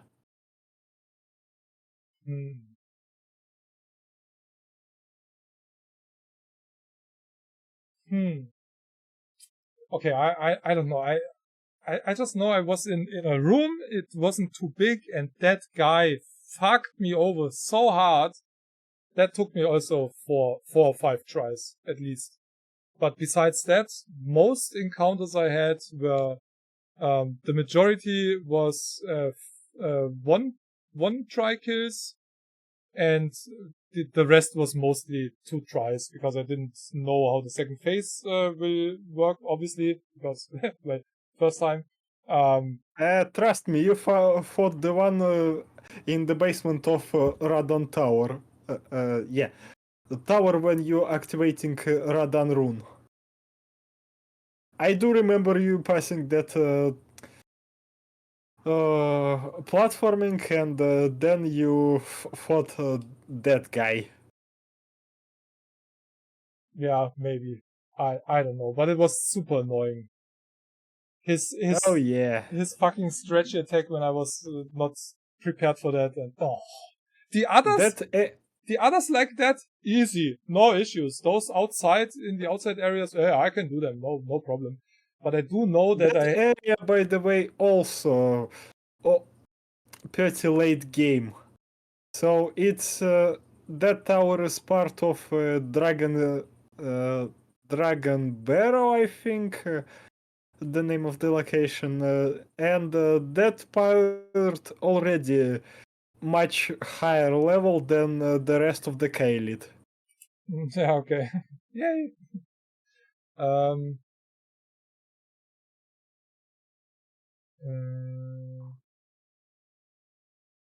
Doesn't it show?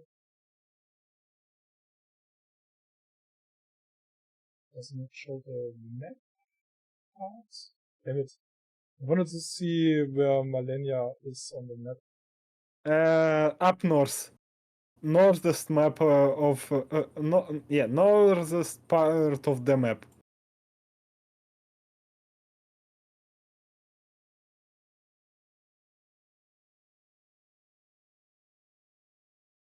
Yeah, but that's the Headache tree is from the add-on, right? Yeah, no. Headache tree is from the base game. Ah, okay. You can mute this video and see the stretchy dude you fought. I'm not sure if I can.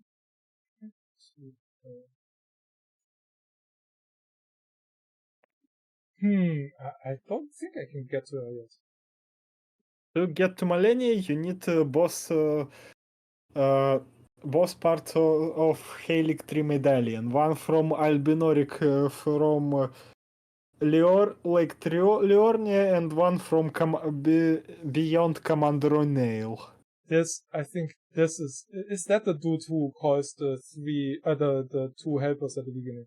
Yes. Ah, okay, yeah, that's the piece of shit I couldn't pass. It used to be much better. In the past, like way in the past, he wouldn't transition in second phase if at least one summon is still alive. But it was patched now, and now he's transitioning in second phase when when he will lose certain amount of health. Mm-hmm. He's still pretty aggressive though. Yeah, it's funny that he is an optional boss because you need to pass him to get to the consecrated snowfield. That's where I'm headed next. That was the next area I wanted to go. And consecrated snowfield, it's basically all of the additional content. It's not main game content. Well, it's main game content. It's not main line content. Yeah, it's pretty much, since this is an optional boss, it's all optional. Yeah. So he's basically playing as casual filter. I don't know what, there's something special in there, I think. Not really. Most special thing that you can get there is basically pass to Mog and pass to Malenia. Yeah, well, what I want and need and always looking for is the somber smithing stones, and the highest quality is level 8 and 9 you can get there, and I need those to upgrade further, because I'm basically... if you're already in snowfields, Mountains of the Giants, there is no far away. You're not far away from Ferrum Azul and Somber Bellbearing 4, I think. Yeah, that's the thing. I have several points where I could continue from now. So it's a giant, It's that dude in the castle and the snowfield. I have several ways I can go now. That's not making it any easier for me to pick the game up again. Think about how it was with me when I was dropped in the DLC, and it's not like you see the castle in front of you, okay, I'm going to the castle. Yeah, true. I was basically dropped in the middle of the field and told, go fuck yourself. Yeah, but I think I was kind of thinking about starting it again, but nah, I don't want to play it that much again. I just pick up and I forgot about stories and stuff, and so yeah, it's gonna be really hard to pick up Elden Ring again. If you'll have somebody to help you through first half of the game, you can do it in like 20-30 hours. Yeah. Nah, that's not me. That's playing a game together is one thing, but I never really did that. Not really. I mean, sometimes in an MMO or so, if a quest or something was too hard, okay, yeah, I did it with help. But the only game or the only games that I remember where I really needed somebody to finish it was the Division 1 and 2. As I'm saying, through first half of the game, basically till you pick up and be ready and remember how it's played. It's way too much stuff that I want from here and from there and that. It's just way too much. I couldn't get all the items and level that I have now in 20 hours. I don't think that would work. I mean, I would be higher level, but I wouldn't. Nah, it doesn't work for me. Nah. Getting pulled. Nah, it's not me. That's not me. You can get a somber weapon in like somber weapon +8, +9 in first hour of the game. I think I have 8 already. I'm not sure. I played it. I started it the last time in June, and that was mainly to see how the performance is and everything, because obviously I have higher resolution now, but I also have ray tracing and everything maxed out now, and it runs super smooth and looks even better. And yeah, definitely want to play it. But it's a motivation thing. It's one of the games that you should continue to play, but I mean, that I played over 250 hours of the game is already insane for me, personally.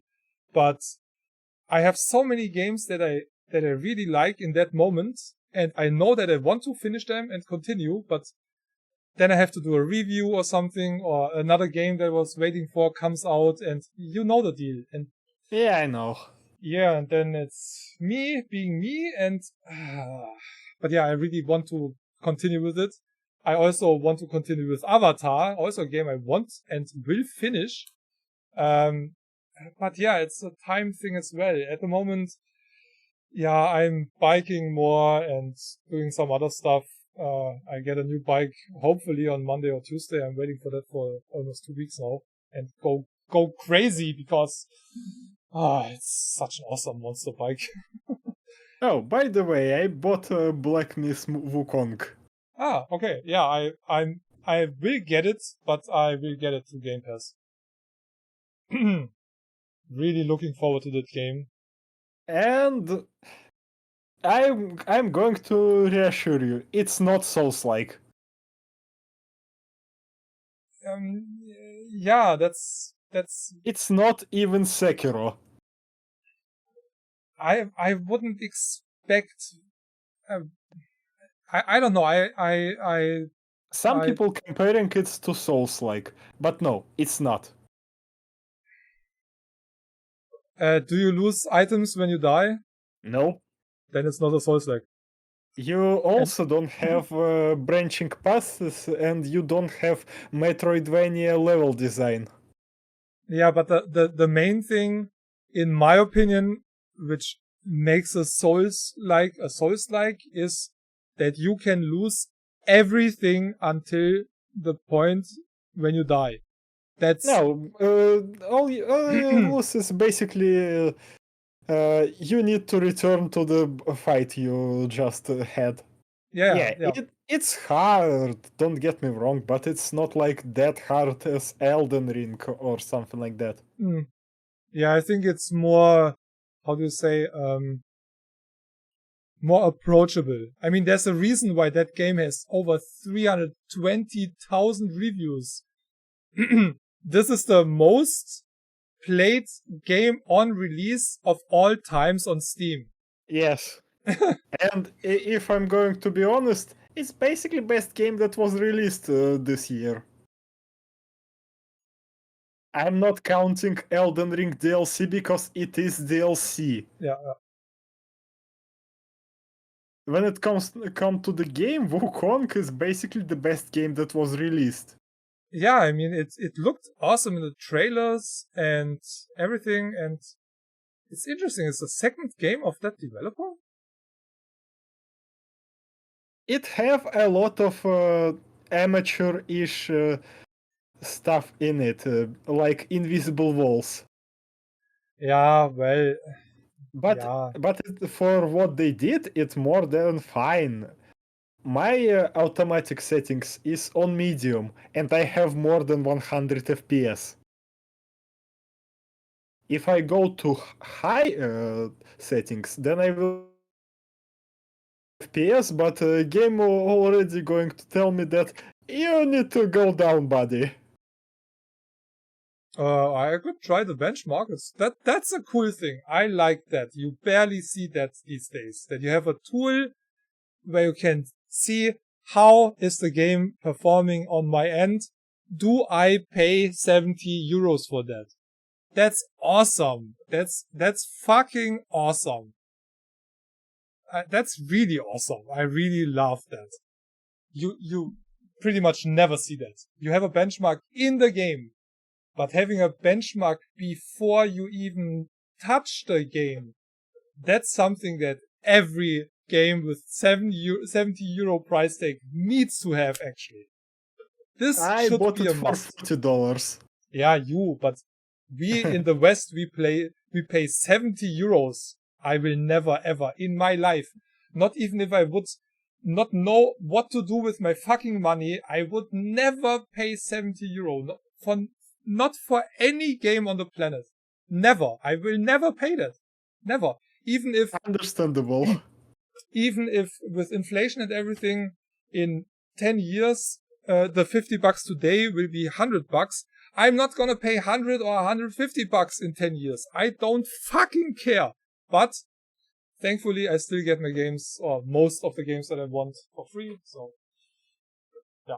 And the rest is either Game Pass or Choice. So, and I buy maybe 2 or 3 games for almost full price per year.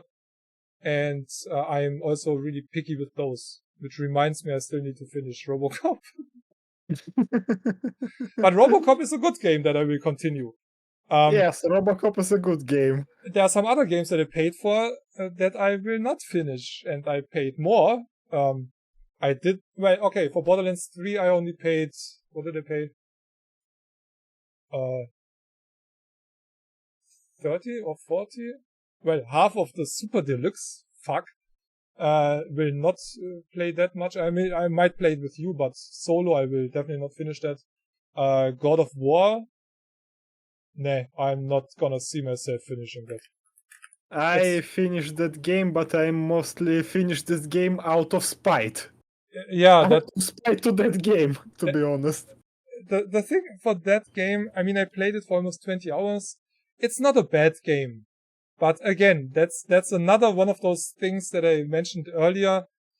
I'm somebody... Game basically nosedive closer to the end. Like really hard nosedive. No, for me personally, it's not God of War. It's just not God of War. And that's one thing that kinda holds me back with Wukong a little bit. it depends. Sometimes it can work, but sometimes it doesn't, for me at least. I cannot play one game with one fucking weapon. The X is okay, yeah, it's not a bad weapon. But that's not God of War. God of War, for me, is a dual-wielding badass who doesn't give a fuck about anybody, and he uses chains with freaking blades on it, and you don't have that, so it's not a God of War. This is Kratos. Kratos and his son on a journey, but this is not God of War. And that pisses me off. Because it's kinda, well, it is a reboot. So yeah, it's not meant for me. This is meant for the new generation, not meant for me. I'm not the target group for this game. Absolutely not. If I'm the target group for this game, whoever is responsible for marketing and PR has absolutely no fucking idea of their job and should leave that job to somebody who knows about it. Because this is so far away from the target group, from the original, it couldn't be any further away. Nothing in the game feels like the original for me. Nothing. Yeah, I can get it. It's also don't feel like as fluid as... I don't want to compare it to it, but Devil May Cry. It doesn't feel like as fluid as Devil May Cry.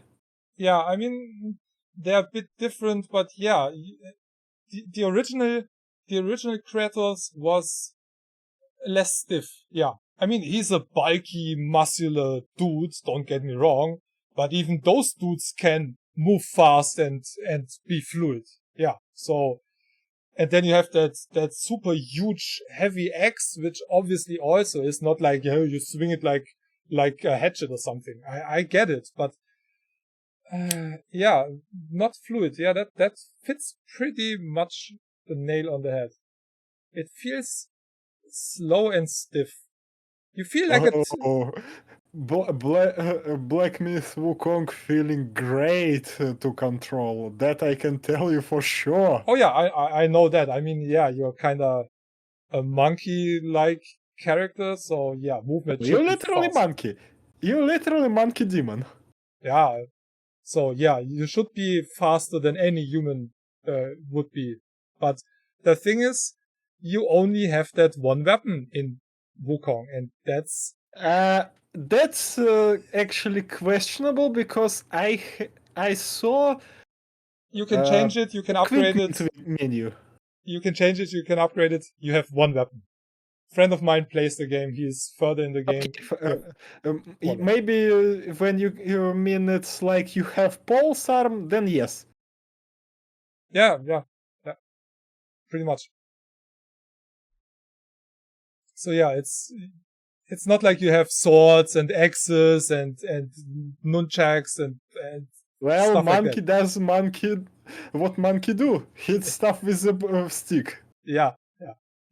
But if it's done good and nice, okay. But in God of War, I played 20 hours and the X felt like in hour 1. It didn't change at all. The gameplay was the same. And what really doesn't work for me in God of War, aiming aiming to throw the axe in the middle of the combat. Oh my god.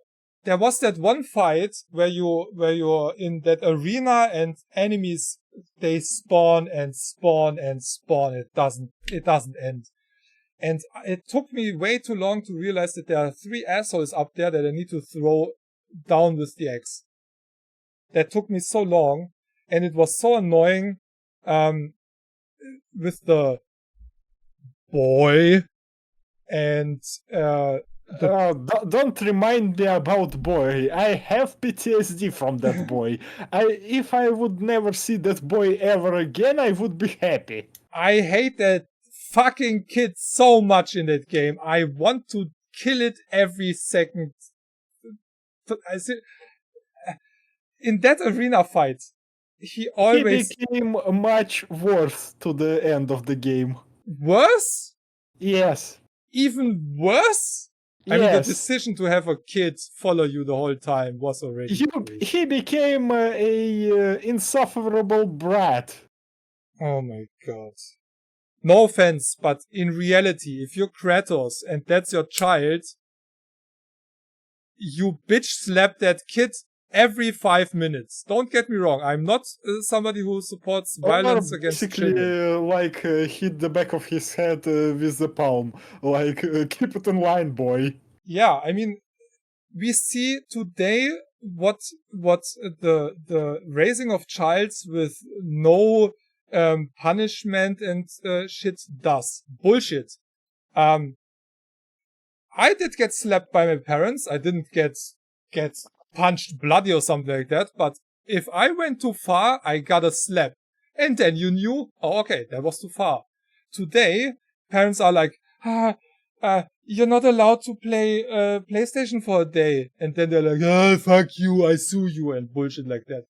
If kids today would every now and then, when they do bullshit, get a slap from their freaking dad, I don't think that we had those issues that we have today with kids hurting each other, killing each other on TikTok and doing all that bullshit. That wouldn't be a thing. Don't get me wrong. Every now and then, if it's the same with a dog. Yeah, you can raise a dog without any punishment. But if you have a certain breed and you don't overpower that breed might kill you at one day. So it has to be in reason and in certain lines, but not, I mean, punishing a kid today with, you're not allowed to use your phone for a day or for a week. They laugh at you. They just borrow it from a friend or go online with something else. I mean, it's another problem that parents don't really care for what their kids are doing online or shit like that. So my coworker basically, he have a daughter that's still in school. I think she's going to end elementary grade this year, and she's basically on and off of smartphone from time to time. And basically, worst punishment that he got to her is banned her from Likey. Back in the day when we did shit, we had house arrest for a week without anything. That meant you were sitting in your fucking room playing with the shit that you had in your room. No TV, no consoles, no friends, no outside. Yeah, you knew. Or reading book if it was really boring. Yeah. You were limited. Okay, back in the day we had no internet and stuff. It's just started. So yeah, you have to adapt. But in my opinion, don't get me wrong, I played games early when I was a child and everything, but there's always a right and a wrong way. In my case, my parents didn't know shit what I was doing, so it might not have been the right way. But I also didn't just play games, I went out. I did a lot of sports, I met friends, I was in sports clubs and whatever. There should be a limit when it comes to the age when children are allowed to use certain items. It's okay if a 5-year-old kid plays with a Game Boy, with a Switch and stuff like that. In my opinion, it's absolutely not okay to give a 5-year-old child a fucking tablet or a phone with internet. That's absolutely... Specifically unrestricted internet. Not okay in any way. If I would have kids, I'm a nerd, I'm a geek, I love that shit, I grew up with that shit. You think my kid would have a tablet with full HD or 4K resolution with 5 years? Fuck no. If I want to destroy the eyes of my child as soon as possible, yeah, then give your child a tablet or something like that. The eyes of a children cannot even comprehend what they see there. It's too much. So limit the shit your kids get attacked with. So, but most of the parents don't care. If Gen X, like me, have kids, it might be different because we started to grow up. We were the only generation ever who grew up analog and digital. We were it comes to the country, because I'm millennial and we also go from basically ruin of the country from the 90s to modern world country. So yes. goes from analog to digital. That yes, but Gen X, even if they didn't had it, they knew about it. So you know about the internet and everything, even though you might not be able to access it because of the country you live in. But you already had contact with it, even though you might not have been able to get it for you because of your area or something. But it's out for a long time. So internet was like I can't even describe what it was like with the internet. What we knew about internet, it's basically that it existed. Yeah. Before internet became more affordable in Russia, everything we knew about internet, it's something like WAP. That's all. Yeah, okay. But in your case, you all start at the same point, basically. But well, I grew up with that shit. So, parents today, and I'm talking about the West, obviously, because I cannot talk about the East and Asia and all that crap because I don't live there. So I can only talk about everything else in the West. So where the, in quotes, normal Western world, you can also count Russia in that list as well, because, well, we European country, and we basically used to consume all that shit as well. Yeah. Well, anyway, what I want to say is, my generation in my country grew up with all that shit. So we know about we should or could know about the dangers. And, my parents didn't know what I do. They had no idea. I mean, when I tell them today what I did sometimes, when I was a teenager, not just when it comes to computer and internet, but in general what I did, they are like, you did what? But yeah, we did it with brain. We didn't do it for likes. We did it for us to make a special experience, whatever. Yeah, like, hey guys, look what I can do. Yeah, but well, at least I can just talk for myself and for my friends. We use our brain before we did something. We didn't think afterwards, oh, that was shit that we did that. I mean, yeah, sometimes we did it, but not because somebody was hurt and then we were like, oh, we shouldn't have done that because look at him, he's hurt now. No, we thought about it before. What could happen if that can we get hurt, and what do we do if we get hurt? So we informed ourselves before we did something, and then we did it, and we already knew a bit about it. These days, I don't know, it looks oftentimes like, hey, let's just do it. Not even thinking about it. It's already started after my generation, so it started with Gen Z. I know that, but it's even worse today with TikTok and everything. And in my opinion, TikTok needs to be banned forever. Everything above 18 plus, okay, TikTok, fine. But under 18, TikTok needs to be banned completely without any second chance. I'm content creators under 18 as well. Yeah, I'm 100% supporting India and what they did lately with blocking a shit ton of Chinese apps.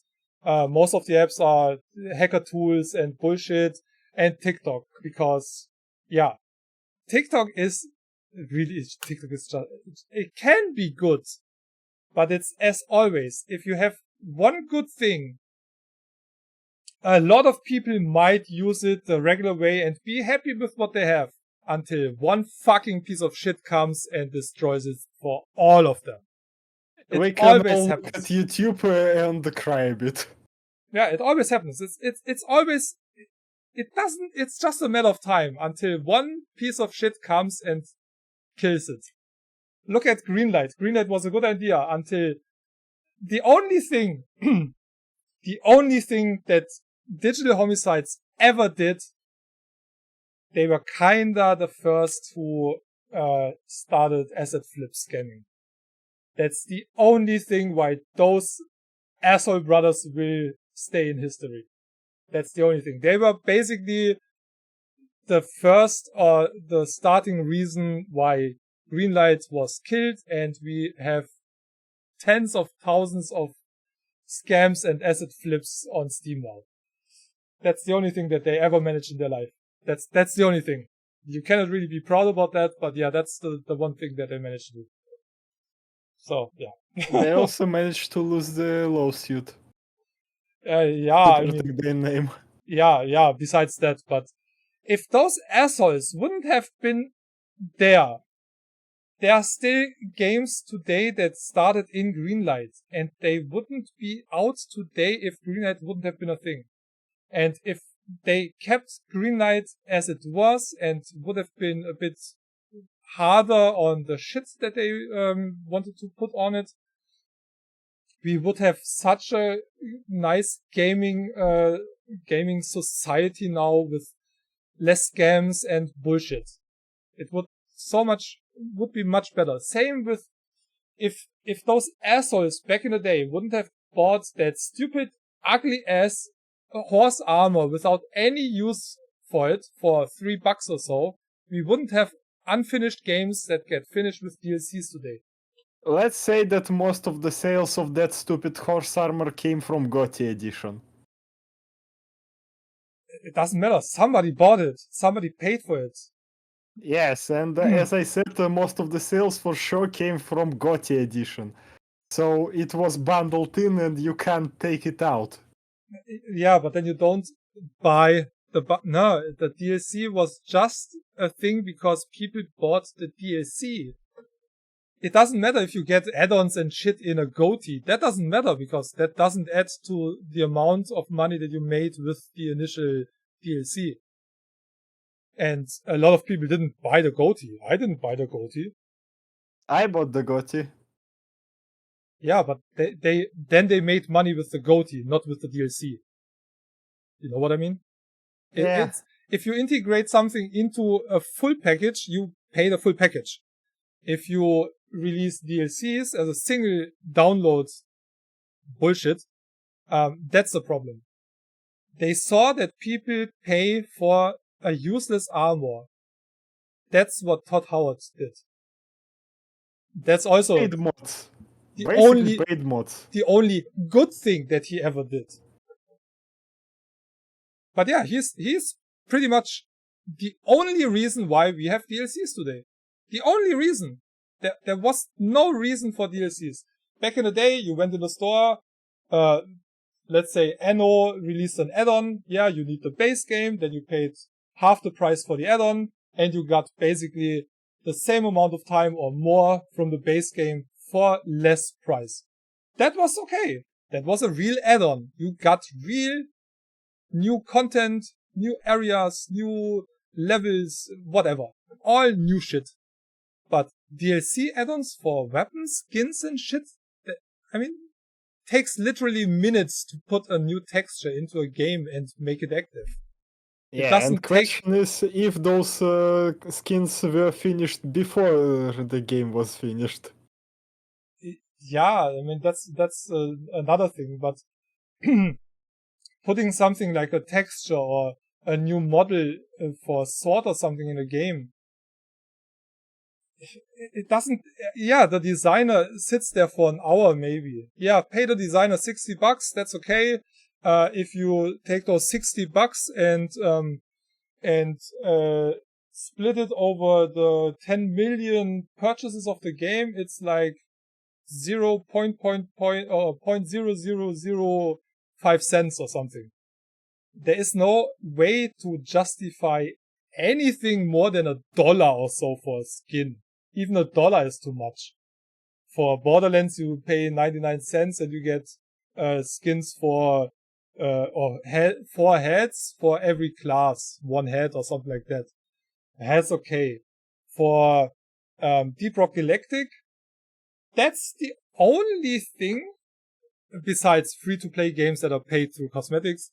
But Deep Rock Galactic is the only paid full-price game where I accept DLCs, because it's only cosmetics and it's only to support the continued development of the game. And the long time continued development of the game. Exactly. And they always were open about that. They always said it will be a thing.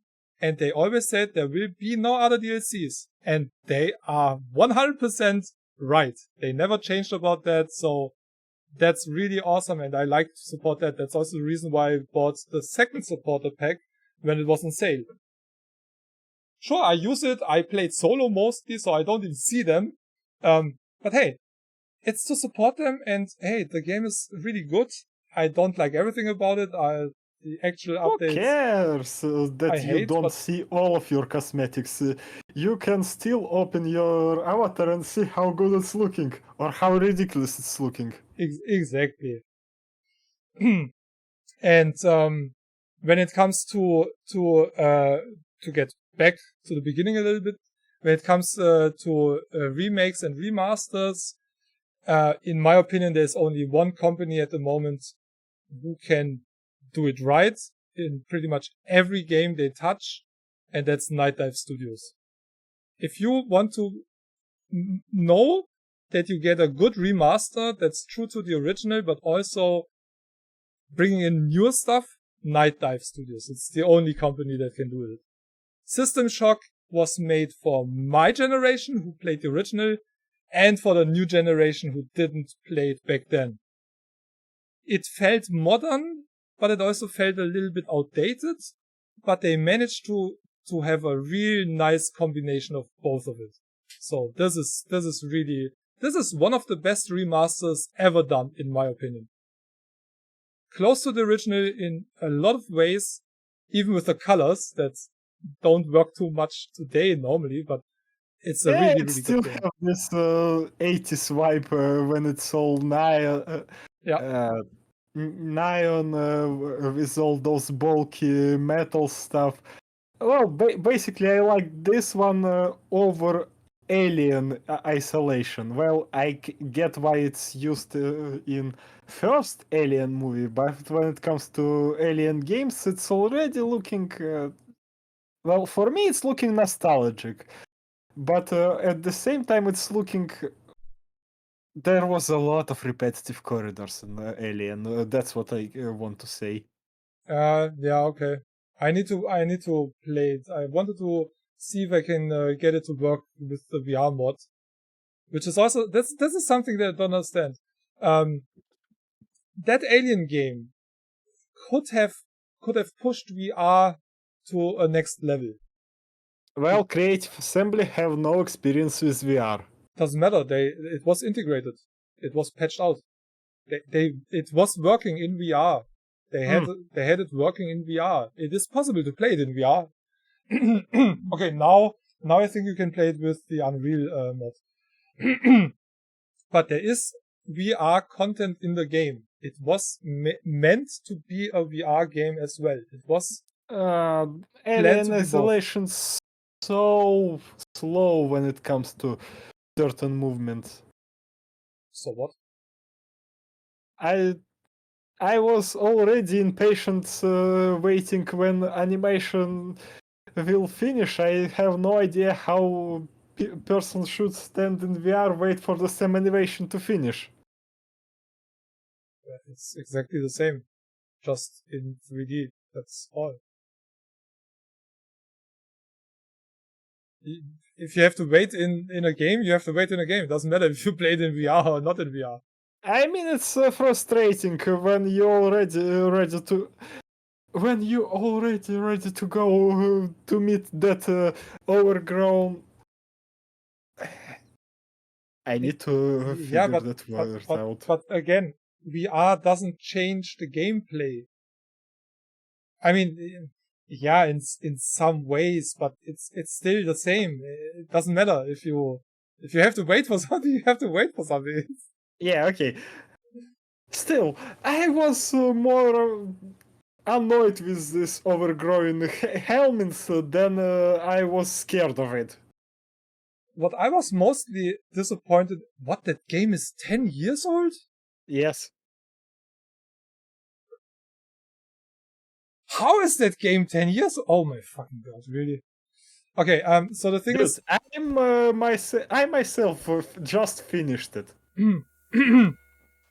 What I was mostly disappointed and pissed about the game, I played it for almost 2.5 hours, and I didn't have any encounter with the alien.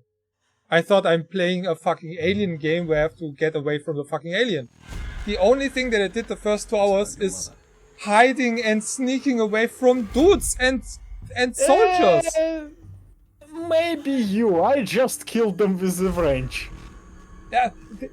Yeah, I know you can do that, but the thing is, I thought I'm the human who tries to get away from the alien. I didn't... Yeah, I know what you're talking about. For me, it was like, what? I'm against those humans? Yeah. Okay, game, you asked for it. I'm going to kill them with this range. I have no moral obligations not to do that. Yeah, and I was just disappointed because I didn't expect humans in there. I expected a fucking alien. So, over 2 hours and I didn't have any touch with the alien. And that was just... That makes no sense for me. End game, I'm just rushed of Alien Isolations. I was so done with that rubber banding of that black clown to me that I was so done with when game forced deaths on me because Alien was rubber band to me, not like he's walked past me like 20 times and didn't saw me. And then the game decided, alright, I had enough. He saw you for no reason whatsoever. Yeah, okay, then I don't even... Yeah, okay. That explains one or two things. I did see the alien, I think, but... Yeah, nah, okay, nah. I think that info is enough for me to not bother anymore. But, yeah, it's getting late and mostly, and what I don't understand how I managed to stream almost 3 hours straight, still drinking and not having to pee. If I stream normally, there's 2 hours and I need to take a break or I piss myself and I'm about to piss myself. I'd say you usually do that when you have a lot of renting. What, when I don't have to go? Yeah. Nah, I think it's more the regular communication, not the just talking into the void, you know. Yeah, okay, fair enough. Having a real conversation with a real person next to me, basically, and I guess that's mostly it. And I don't know, I don't have to cough as much, and I also don't drink as much, so I don't know, it's completely different than my normal streams. But yeah, now we kind of have to cut it a bit short, otherwise I really piss myself. A bit short, 3 hours later. Yeah, but normally we have a few minutes to the end where we still say a few things and stuff. And yeah, okay, I'm going with my usual ending. Fuck Epic. Alright. Yeah, I couldn't even mention that Gigantic is free on Epic if anybody wants to save the $20 for a free-to-play game that was also remastered for no reason after 7 years. So that also fits kinda into some of the topics that we had. I'm definitely gonna look at that game because I played the original back then and I see no reason why you would bring that game back again. So Same with me. After I played MOBA shooter, I have no idea why MOBA shooter's still a thing. Same with Paragon. Paragon is back. It used to be Paragon on Epic and then they cancelled it, and now it's out again, but also as a free-to-play game, so, but you can pay money for that. Anyway, Lothar, thanks for hanging out with me and thanks for having me again. And I'm gonna watch that later. What you send me. All right, Lothar. Okay. You have a good one. Have a good night. Yeah, thanks. Bye. Bye, Triton. Bye, everyone. All right. Well, that concludes number 54 of the Digital Homicide Streamcast. The S is not for us. The S is for the idiots. So we didn't talk about it, so I don't know when we are gonna do the next stream, but let me check the dates. We are still missing one. Lothar, if you still hear that, upcoming weekend we could maybe do the co-op stream. I'm not sure yet, but maybe. But okay, now I really have to end the stream. Alright, thanks for hanging out, and time zone appropriate greetings everybody. Have a good one. Bye.